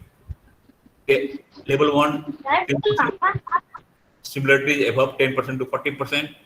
Shall be asked to withdraw manuscript. Then level 2, similarities above 40% to 60%. Shall be asked to withdraw manuscript. Shall be denied right of one increment will be rejected, will not be given.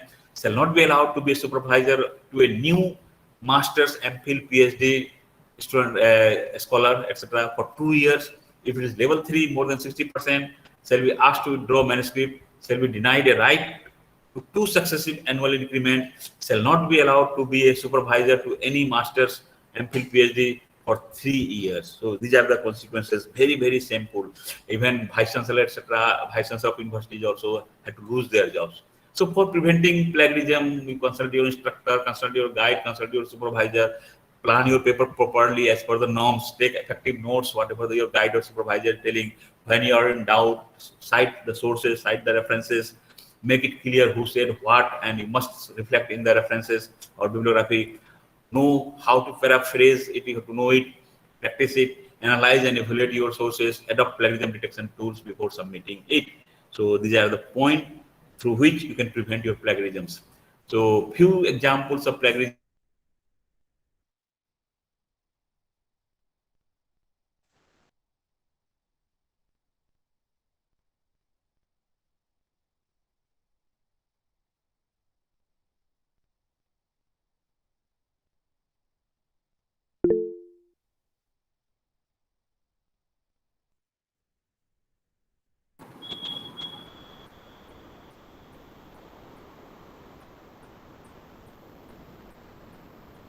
We can't hear you, sir.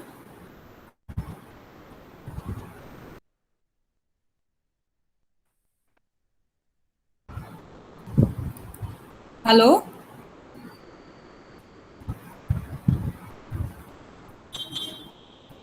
Hello, Dalimi?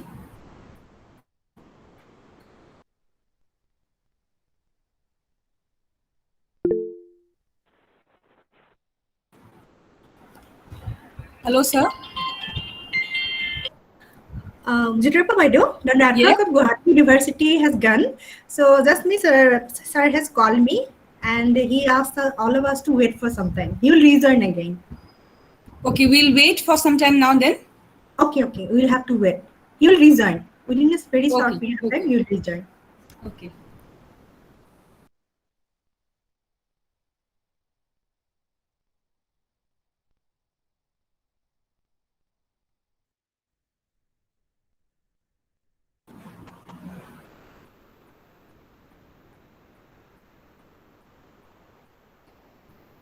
Dear participants, we will have an interactive session after Sir finishes his speech. A few of us participants have raised their questions in the chat box. If any other questions are there, you may please write it in the chat box, or if Sir rejoins, you can raise your hand and ask that question directly.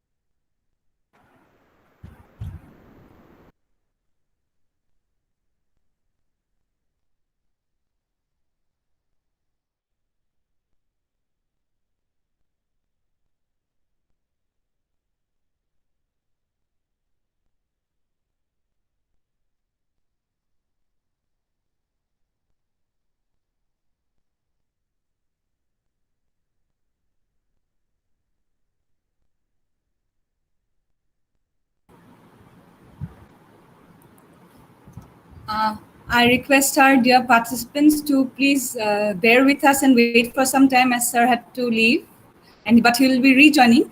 In the meanwhile, I would like to request the participants to please submit the feedback form. It is only if you submit the feedback form that you will receive your e-certificates, and the certificates will be issued within a couple of days, today or tomorrow. So kindly fill up your feedback form and submit it. Thank you.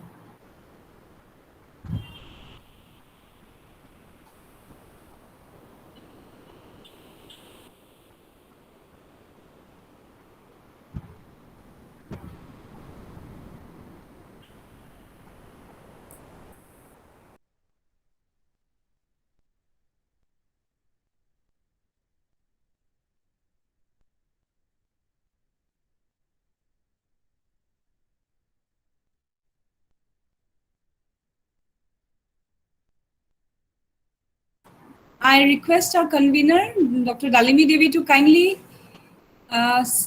send the feedback form in the chat box. Dr. Dalimi Devi, are you there? Yeah, we'll send.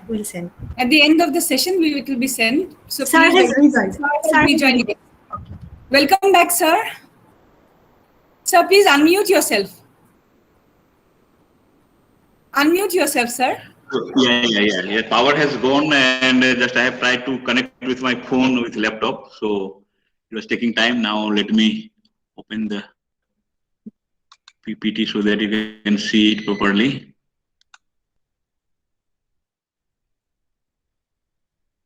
F5. Just give me 1 minute time. Yeah.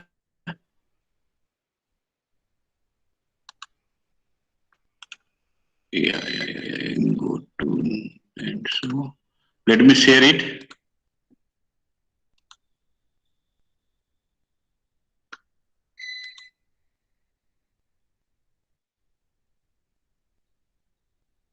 It is coming. PPT is coming. No, sir. I can't see it, sir. No, it is not yet shared. Okay. So just wait. Share. Yes, now it will come. Slide. Yeah. 5. Yes, now it is coming, no? Yes, it is. It is visible now. Okay.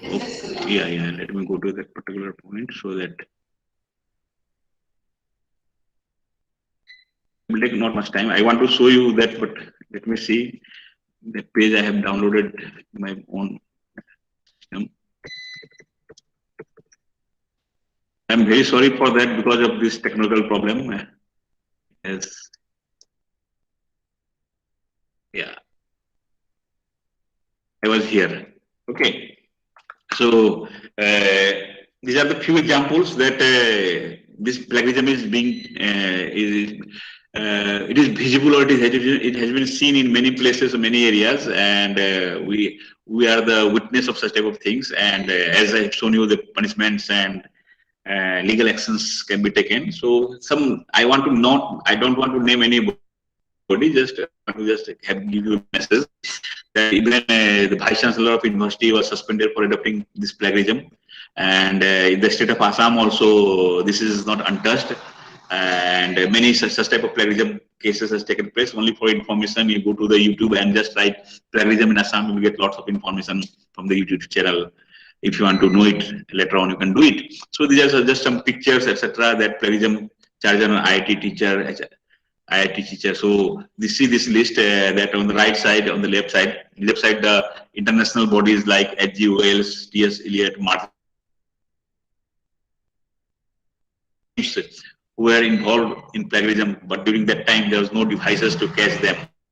Today that has been identified that they have done something wrong.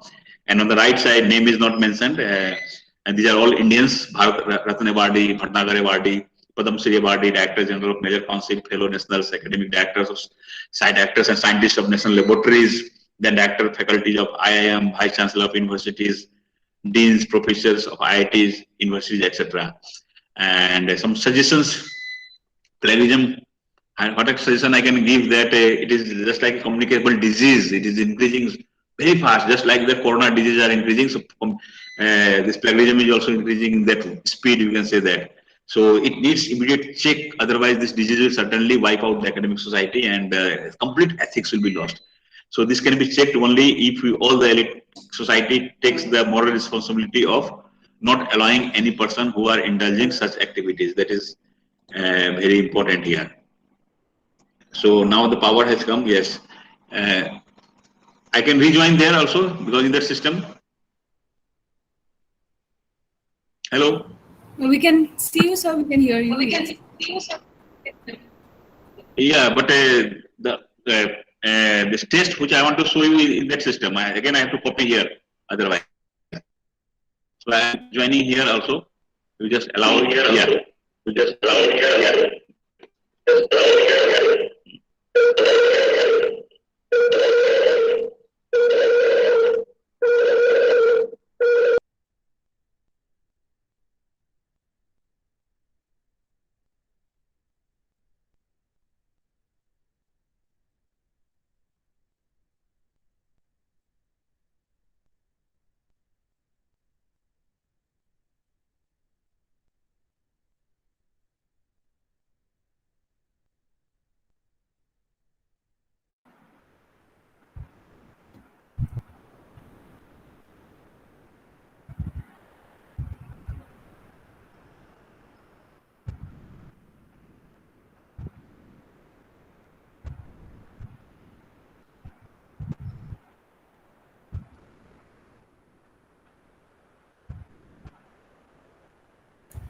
Yes, am I audible?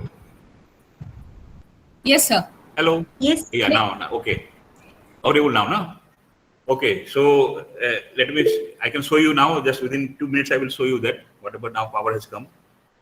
So this is, I was talking about this plagiarist from India and abroad. So here we have seen that big personalities, even the Vice Chancellor of universities, directors of IIM, deans, IITs, etc. were found to be indulging this plagiarisms. And next slide you see here, suggestions. I was talking about the suggestion that it is just like a communicable disease and that can be stopped, only not stopped, that can be checked. You cannot stop, nobody can stop such type of things. So if all the elite society takes the moral responsibility of not allowing any person who are indulging such activities. So this is the message, etc. And more important is that, see, any public, suppose your college is having IQAC sale, your college is publishing some documents in the form of edited books, in the form of a journal, etc. So people like us, if we will not allow anybody without checking the plagiarism to get it published, then only to some extent that type of things can be checked. Even if maybe seminar, maybe conference, maybe even souvenir, etc. If anybody is writing, but if ISBN number or ISSN numbers are there, in that case you must check it. So if you do so, then the plagiarism can be checked to some extent. You cannot wipe it out, you cannot change it, but to some extent it can be changed. So here we hope that if our morality works, then we will not push ourselves to such dreadful activities. Let us hope for the best. Let us hope for the best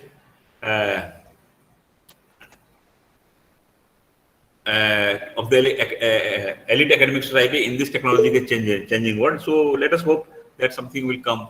And this is the helps again self-plagiarism, whether link is there or not. I have forgotten it. Actually, I forgot to give the link. That is why it is not coming. Otherwise, it would have come. So this is if you click this link, you will get the original self-plagiarism by UGC. Okay, and from time to time, the UGC should change it.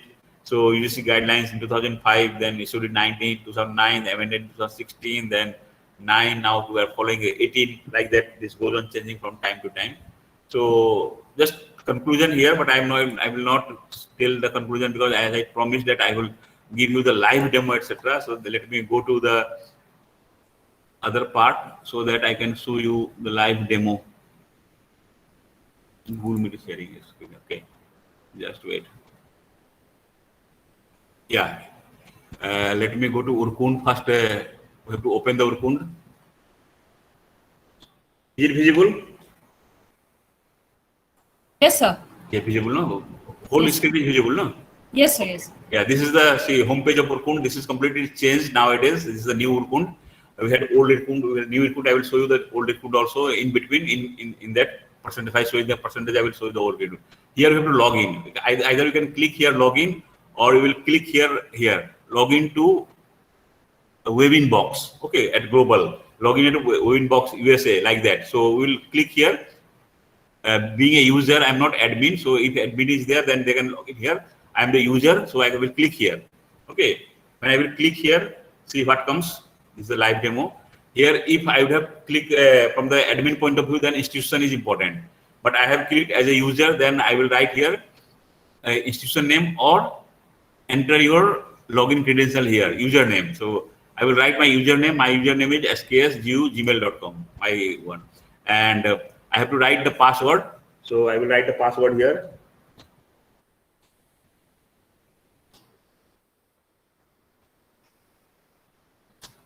So I will give sign in. Yes. See here, this is the list. So just few days back, I have checked. These are the papers which I have checked: 4%, 6%, 13%, 1%, 5%, like this. Now I have asked Dalimi to send paper in the morning. So she has already sent the paper. So I will upload those papers, and then we will show you. One is as per my direction. One was completely plagiarized. One was not plagiarized. So let us see what is the first. What we will do? Click here, upload. We'll click here, upload. Then upload files. We'll click upload files. Then you have to give the location. So I have downloaded the file. File is the desktop. One of the file name is. I have written the file name. Hybrid learning. So let me write hybrid learning first. Yeah, this one, the hybrid learning docs. So let me first open this file. Open. I have clicked it open. Now analysis address, where it will go. So I have given analysis address. This is my analysis address. The report will come here. Then subject like just simply nothing. Something to be written. ABC I have written. Message I have written. Paper. ABC paper. Suppose ABC paper. Or suppose if the paper is of suppose life science, you can write life science. History like that. So here just fixes yes. That's why I'm writing ABC paper like that. Now upload it. So already I have clicked the file. Now if I give the command upload it, file will be uploading. See, file is being uploaded. Upload is started. Okay. So now the information will come here. See here, hybrid learning. It is uploaded. Now the system will check it. The similarity report. By the time, let me check. Let me upload another file. Also 2 files I have asked. So again, I have to go to upload files. Then again, next file name is online teaching and stress. Yeah, online teaching and stress. This is the file. Okay, so let me again open it. Again, same process. Analysis address, ABC paper. One, upload file.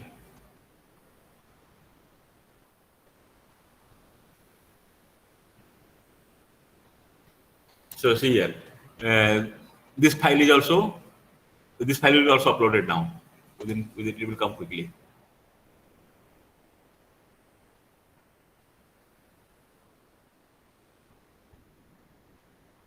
So this is the one. It will come today at 4:47. We have uploaded it. This is the submission ID, and let me show you by the time that.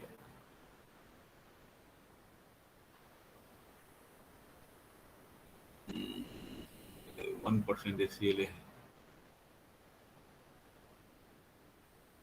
Any paper, let me take. I don't want to open anybody else's paper. So here the details are here. Report, we have not yet received the report. Okay, so inbox, nothing is there under inbox. And it will go to my mail also. So just I will show you in my mail also. See here, Gmail. Okay, Gmail inbox. See here, already checked. One is 8%, another is 33%. See here, the report has already been gone. I have just uploaded just now 446, and original confirmation report, hybrid learning. and they have received it. Then online teaching, learning, express, they have received it. One paper is 8%, another paper is 33%. I can check from here also, or I can check from there also, and it is not yet this. They have not yet updated it, but in my mail, and let me go from my mail. It will take time otherwise. So from my mail, let me see the 33%. So 33%, see what is written here. About 33% of the document consists of text similar to text found in 29 sources, like that. Like you can open the paper, click here to open the analysis, click here to download the document. If I click here, the entire document will come, the paper will come. If I click here, the analysis report will come. So it is being loaded, see. Same thing will come from here. So this is the new Urkund at present. Okay, so see 33%. This document 33% view the entire document, and online this is the file name and submission ID. How many words are there? Message I have written ABC paper 1, and matching text 15. See here matching text 88% text are matching, but let us see these are the things which are matching. 100% text are being matched. So and entire document, if I want to see entire document, see these colorfuls, these are the colorful. This particular line has been copied. The coronavirus disease COVID-19 outbreak in world have created a sudden shutdown. What is the source? This is the source. Okay, 15 copied are there. The coronavirus, this is included analysis, and this is the matching text. This is the matching text, and this is the source from where it is copied. Okay, www.njppp.com. This is the source of the copied. Okay, so like this, we can get it, all the information. Next, suppose this paragraph is a big paragraph. Here, see, they are all colorful words. So here, the paraphrasing, etc., has been the words which has been done. So these colorful lines are copied. Okay, and this has been copied from this source. And same thing I can check in the original Urkund. So old Urkund. Here, this is original Urkund. Now let me go to the old Urkund. In the old Urkund, this is the old Urkund. In old Urkund, how many? 33% are similar. Now see, what are the percent? This is coronavirus disease. This is the source. Here the original copied one. Here the external source from where it is copied. Like that, see this paragraph. These are all copied. From where it is copied, these paragraphs are copied. And what is the percentage of the copies? 43% copied. And what is the source? Source is mentioned here. This is the source. Okay, this line is the source. So like this, wherever you get, see, these are all copied text. Okay, see, these are the copied text. These are the copied text. Like this, you can check it. Okay, these are all copied text. Okay, so these are all copied. This is the source, etc. We are getting it. Now, see, this is again big one, very big one. So this is 100% copied. This from this source, 100% copied. This is the source. Okay, and for this, if you want to generate the report, now let me see what is this. You see it. Let me open it. This is the source. Oh, it is coming in machine language. It is not being supported. Otherwise, you will get the list here. The what it is copied, complete list will come. It is coming in machine language. My system is not supporting. Otherwise, it will come. Now, see how to share the report. If I want to share the report with you, so I will change the email ID here. See, if I want to share the report with Dalimi, then I can write the Dalimi's email ID and I will send it. Dalimi will receive it. Or if I want to export the result, then here I have to click this export result. Now exporting analysis PDF. See here, it is exporting and it will be stored in my desktop. Urkund report online teaching. Now I can open it here. Urkund online teaching. See the report. Urkund analysis report. Analyze document online teaching and stress. This is the ID submitted. Then submitted by significance 39% and instances selected source appear 15. What are those? You see here. These are again coming here. What percentage it has been copied? These are all coming. Okay. See here. So like this, we can search this. Now the other paper. Let me see other paper we have received or not. Other paper. It is still not coming here. So let me go from my page, from my email 8%. Now let me check 8%. So here I will again click it. It is loading. It is loading. Now you see this is the first paper, hybrid learning, and 19% view the entire document. You see here no line, nothing. That means it is not copied. Wherever you will get this colorful, this is copied. This line is copied. What is the source? Click here. You will get the source. Okay, this is the source. in new Urkund. If I say check same thing in the old, these are all copied. See, these are all copied lines. These colorful lines are all copied. Okay. Now if these are all copied. See, if I check same thing in the old Urkund, then you see back. I'm going to check the same thing in the old Urkund. This is the old Urkund. Okay. Now see here 9%. And these are the percentages written here. And see, these are the colorful lines. These are all colorful lines. From where if I click it, it will go. This is the one biggest one. This is the source. This source is written here. This paragraph is again bigger. So this is the source. Like this, whatever this colorful line you are saying. And these are the sources. Okay, these are the sources. Now, see, if I click here, just wait. It will become 0. If I click here, see, it will become 0. So if it is your paper and from your paper you have written and you have not mentioned and you don't want to show it, then you can click here, then it will become 0. See here. But 0 is also impossible. If you give 0%, then it is not suggested. So these are the source. These are the source from where it is copied. If I minimize this, if I remove this, then no changes in the percentage. If I remove this, no changes. If I remove this, 8%. If I remove this, 8%. If I remove this, 8%. If I remove this, 8%, but no changes from there. If I remove this, 8%, 8%, 8%, 8%, 8%, 7%. Now it has come 7%. See, if I remove this like this, you can remove. If I apply globally here at one go, it is 0% or 9%. So how can we share export? If I share export from here, if I share it, if I write email ID, if anybody's email ID I will write, it will go to that person. The report will be shared with that person. Or if I export the report, I have to click it and I have to export it. Export means again, see, stay here and then the report is coming. This is the report, 9% of this report. And here the name of the paper is there, ID is there, and these are the sources from where it is, 31 sources. And now the percentage copy, the colorful you will get it copied, 94% like this. Okay, so like this you used to verify it. And if I want to share this with you, then simply what I will do, I will open this mail and forward to the person, forward to the library. Whenever we are checking your PhD thesis and report has to be certificate has to be given by the library, what you should simply use to click here and submit to the library, share with the library, or share. I have shown you on share box. So in the library address you write it, then KK Hendrick Library or any library where you are associated with any university, that library will receive it and library will give you the certificate of your that this is the percentage of similarity report. So like this, we are checking the plagiarisms. Now, any question related to this?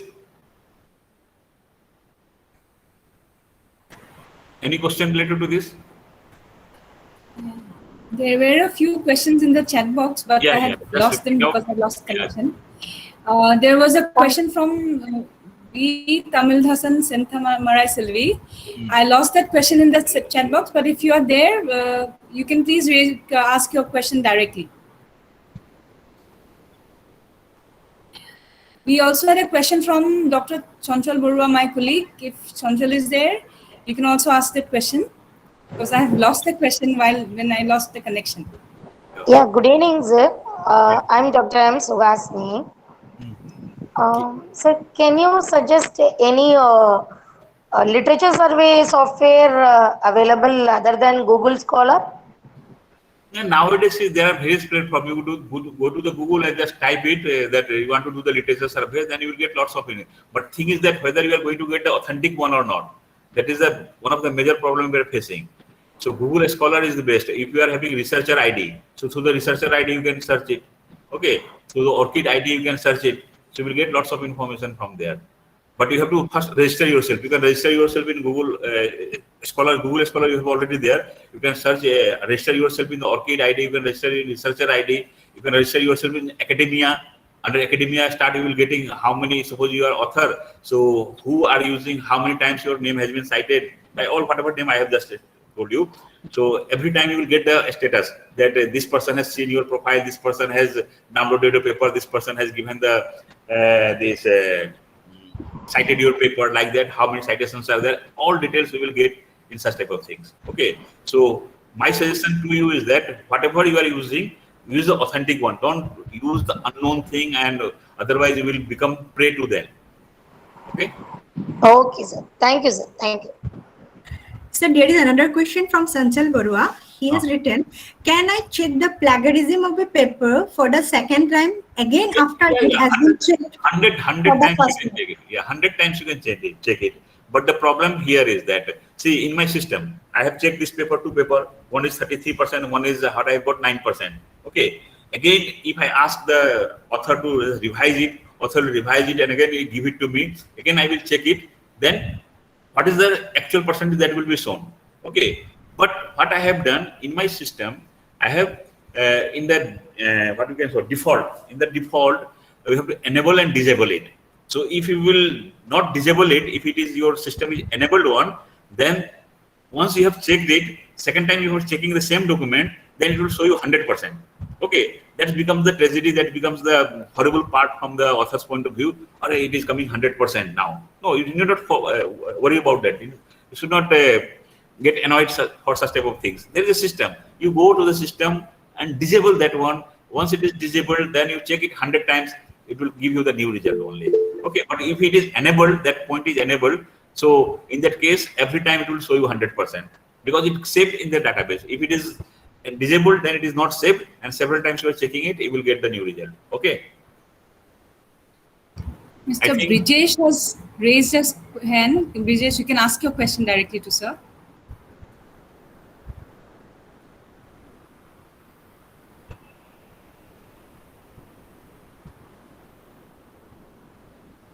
Is linked. Brijesh had raised his hand. Maybe he's not there.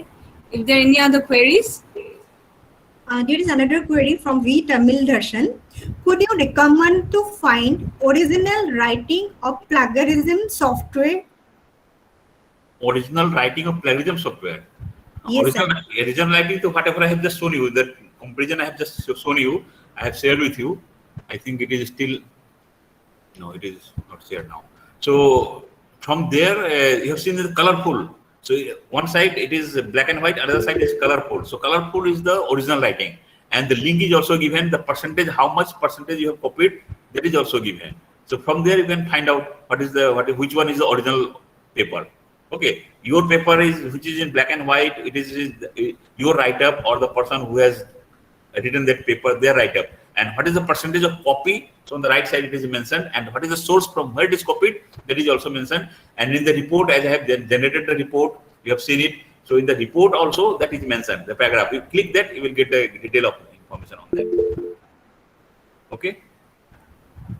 Okay, sir. Yes, Mr. Brijesh, you can ask your question.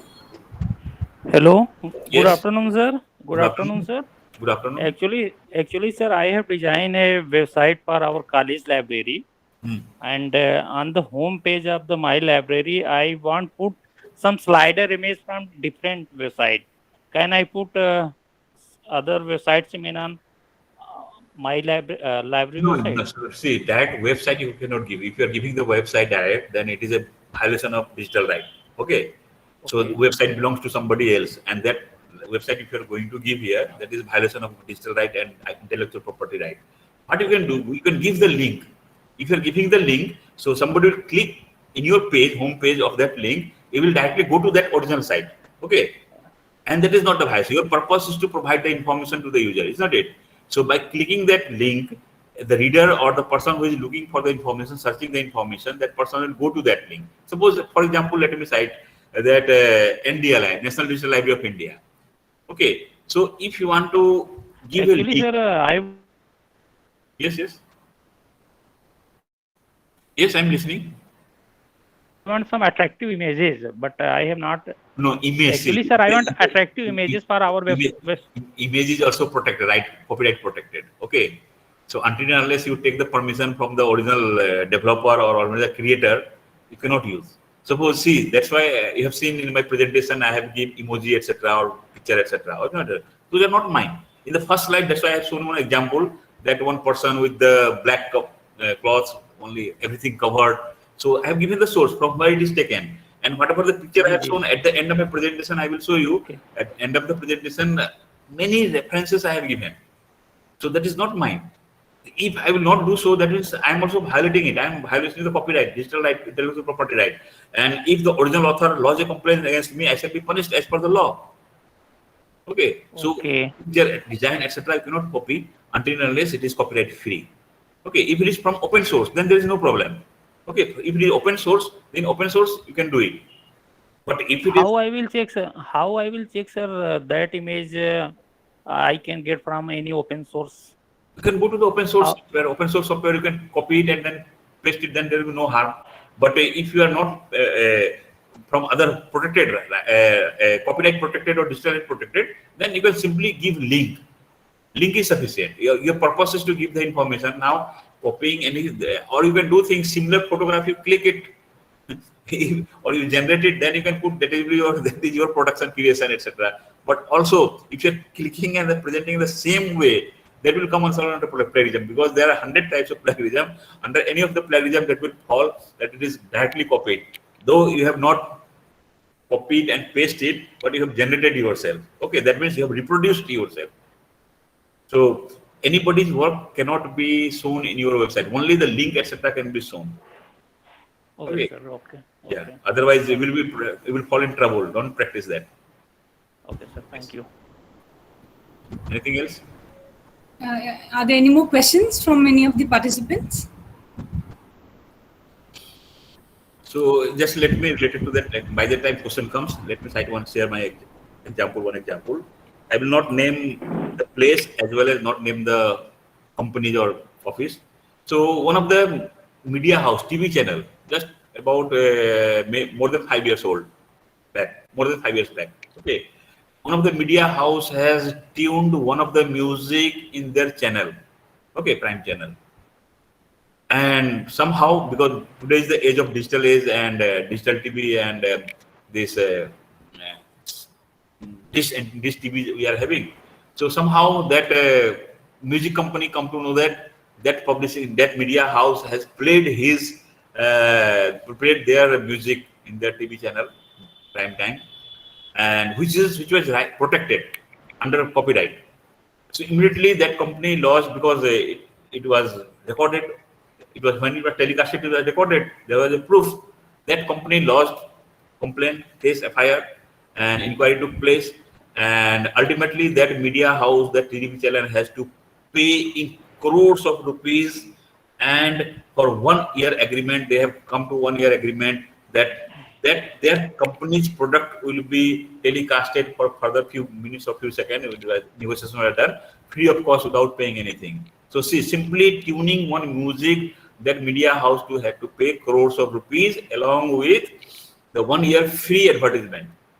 So that type of punishments are also there. Yes, any question?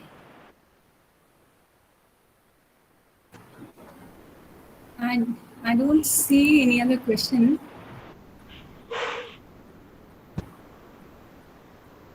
Madam, I have one question. Yeah. Sir, while checking, will we get the same percentage of plagiarism errors by using different tools? No. Now let me cite one example again. It is a good question you have asked, because see, it depends upon the parameters and size of the softwares. I have shown you Urkund. Okay. As I told you during my presentation, what I told you, that a few years back, Urkund condition was not so good because their database was very small. Today, the Urkund condition is good because their database is more nowadays. So whatever I have shown you here, 9% and 33%, you have seen it practically live. Okay. Now you check it and turn it in or authenticate, that 9% will become 15% or 16%. And that 33% may become 40% or more. It will not decrease, it will increase. Why? The question will come again, you will ask the same question, why? Then the answer for that is that Urkund database is having some limitations, and it is new database. Their relational database system is not so much strong in comparison to Turnitin and authenticate. Their database is very big database, very vast database. So whatever publication or their relational database system is very strong. So what we used to do when you are uploading anything from the relational database system, management system through the net, etc. Nowadays, this artificial intelligence is coming. When this artificial intelligence will start utilizing, then within a few seconds, you will get far better results from this. So from searching different databases, the result is given in front of us that it is 9% and 33% in 2 papers.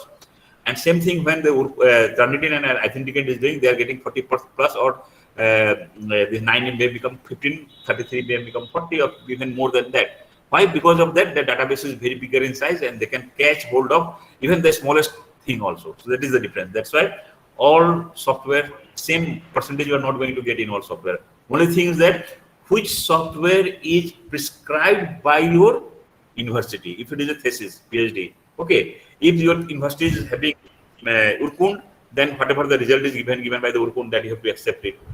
If your university is following Turnitin, Authenticate, or any of the commercial software, then you can follow that one.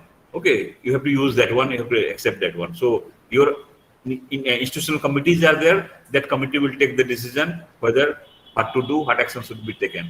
Okay, so that's Okay, not sir. same. Okay, sir. Thank you, sir. Anything else?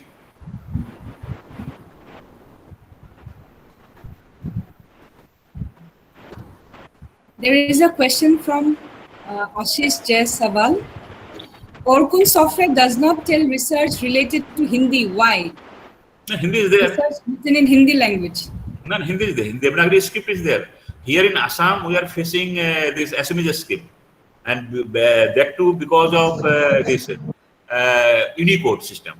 Nowadays, if you convert your thesis, Assamese thesis, in Unicode, because some of the DT operators or some of the organizations having the Unicode system, so you convert your Assamese thesis Unicode system, then it can be checked. Now, as he is asking Hindi is there. Hindi is there, Gujarati there, your Bengali script is there, all scripts are there, it can check. Okay, in Urkund it is there. But in Assam, we are not following, we are having problem with the Assamese. But one thing is that limitations are there. Hindi documents are very less, so percentage are also, we will get different percentage. That limitations are always there.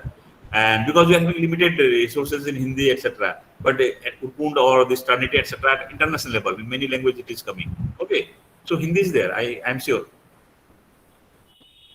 So there are many requests in the chat box. Yeah.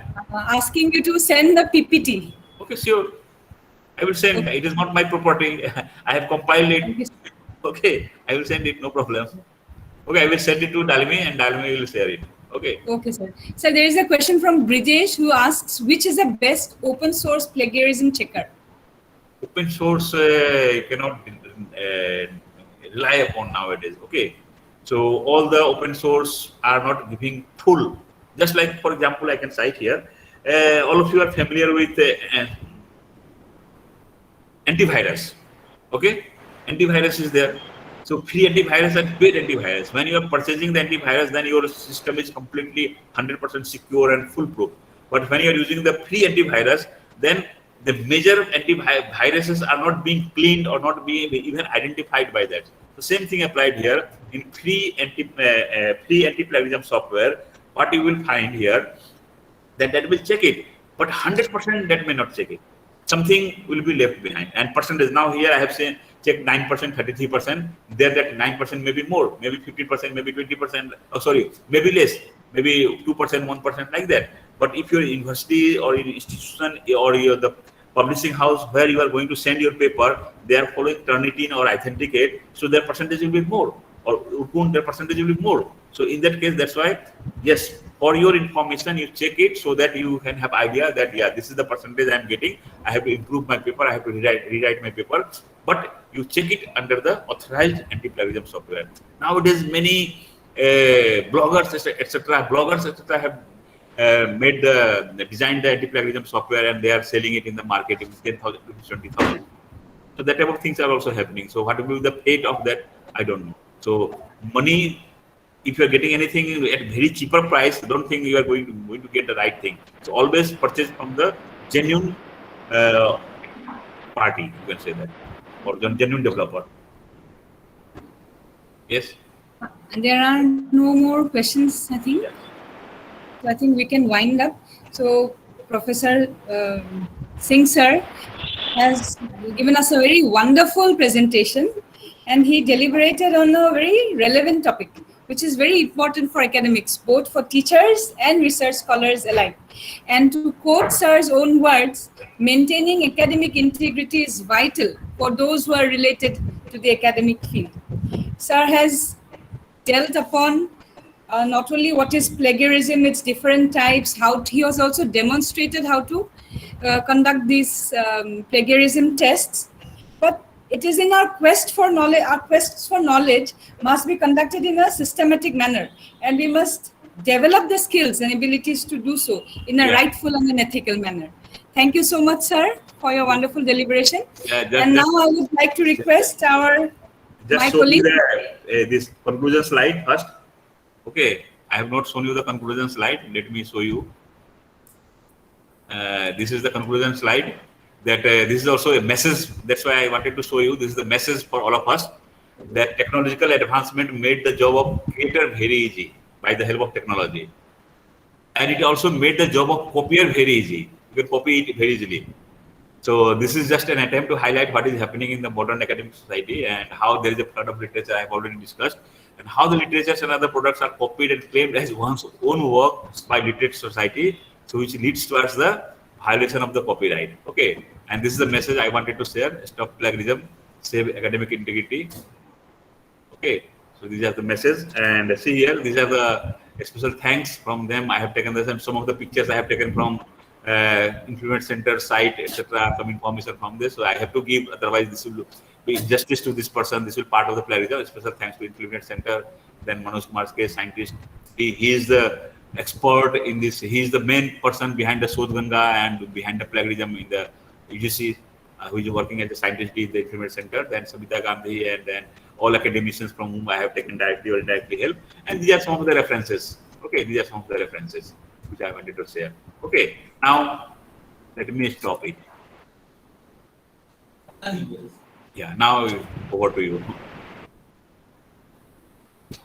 Thank you so much, sir. There are a lot many comments on the chat box. Thanking you for your wonderful deliberation. Thank you. We had a lot of participants also from South India, from Tamil Nadu, from Ayodhya. There is a person, Dr. M. Chitrakanu, Associate Professor, Bharat Institute of Higher Education and Research, Chennai. Another, Mr. Ashish Kumar Jaiswal, Professional Assistant, Central Library. Dr. Ram Manohar Lohia, Awadh University, Ayodhya. They have all commented. They have also given messages. Many of them has also commented. Thank you for your wonderful presentation. So we now proceed to the last item of the program. May I request my colleague, Suli Johanna, to propose the formal vote of thanks.